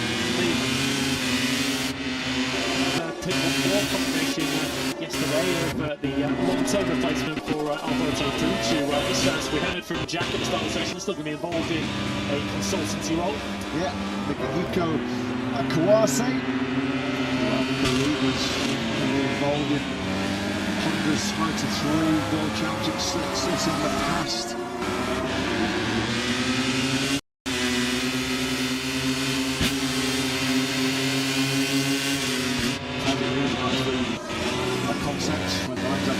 Was world champion of lightweight class in 2019. Most recently he has been at the sharp end of technical warfare from Honda. Most recently Romano Alberciano. Marquez with whole shot device still very much employed on his factory Ducati. And does eventually get to complete his 2 practice starts then on day one here in Brno, and what has been a very promising and a very encouraging day one for the factory Ducati rider. Quickest this morning, 5th fastest this afternoon, despite a couple of spills as well in the Q2. It's been down that turn 7 and turn 11 today. Can't get enough of Aprilia when it leaves the lines like a bullet train, isn't it? Leaving the start line with it both front and rear wide devices engaged. And that's why so often MerliMollyMeki gets the first corners first, and generally he does that, he wins more praise. That ride device, you can always credit that with his sprint podium in Hungary. It's a good play from the first lap, and gave him the transition to defend that bronze medal over the remainder of the sprint, as the likes of Ferdinand again in particular looked a little frustrated behind him. Getting used to next year, I think that's MotoGP bikes effectively become sort of 200 mile an hour choppers on their corner exits when they drop down to maximise acceleration, reduce wheelie, and the ride height devices which were pioneered by Ducati in 2018, 2019. That is all banned on tech moving forward into 2027. Well, there is Iogola, and I think it's fair to say probably shocked himself as much as he shocked the world.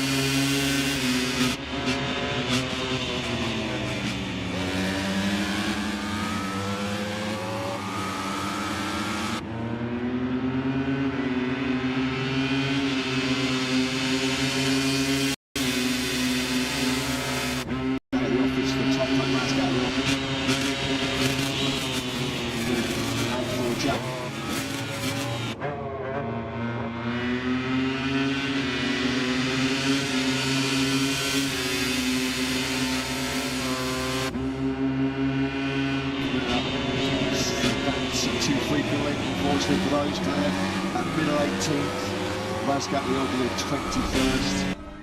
Jackman are confirming yesterday we did offer to Yamaha to test our 850cc prototype here on Monday, an offer which was declined, which is a bit harsh on Jack, to be honest. Yamaha, you feel they've got the experience of Jack to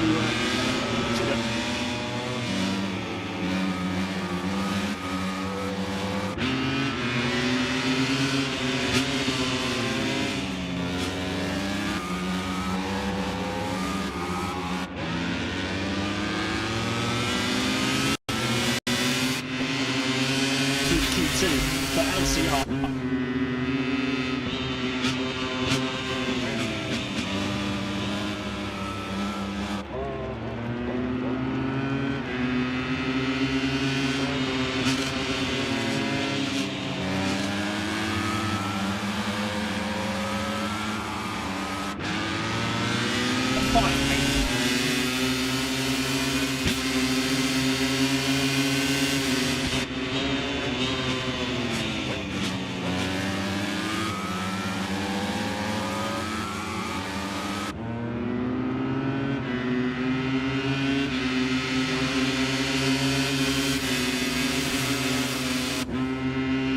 We now get 9th rather than 10th. The headline outside the top 10 quite clearly.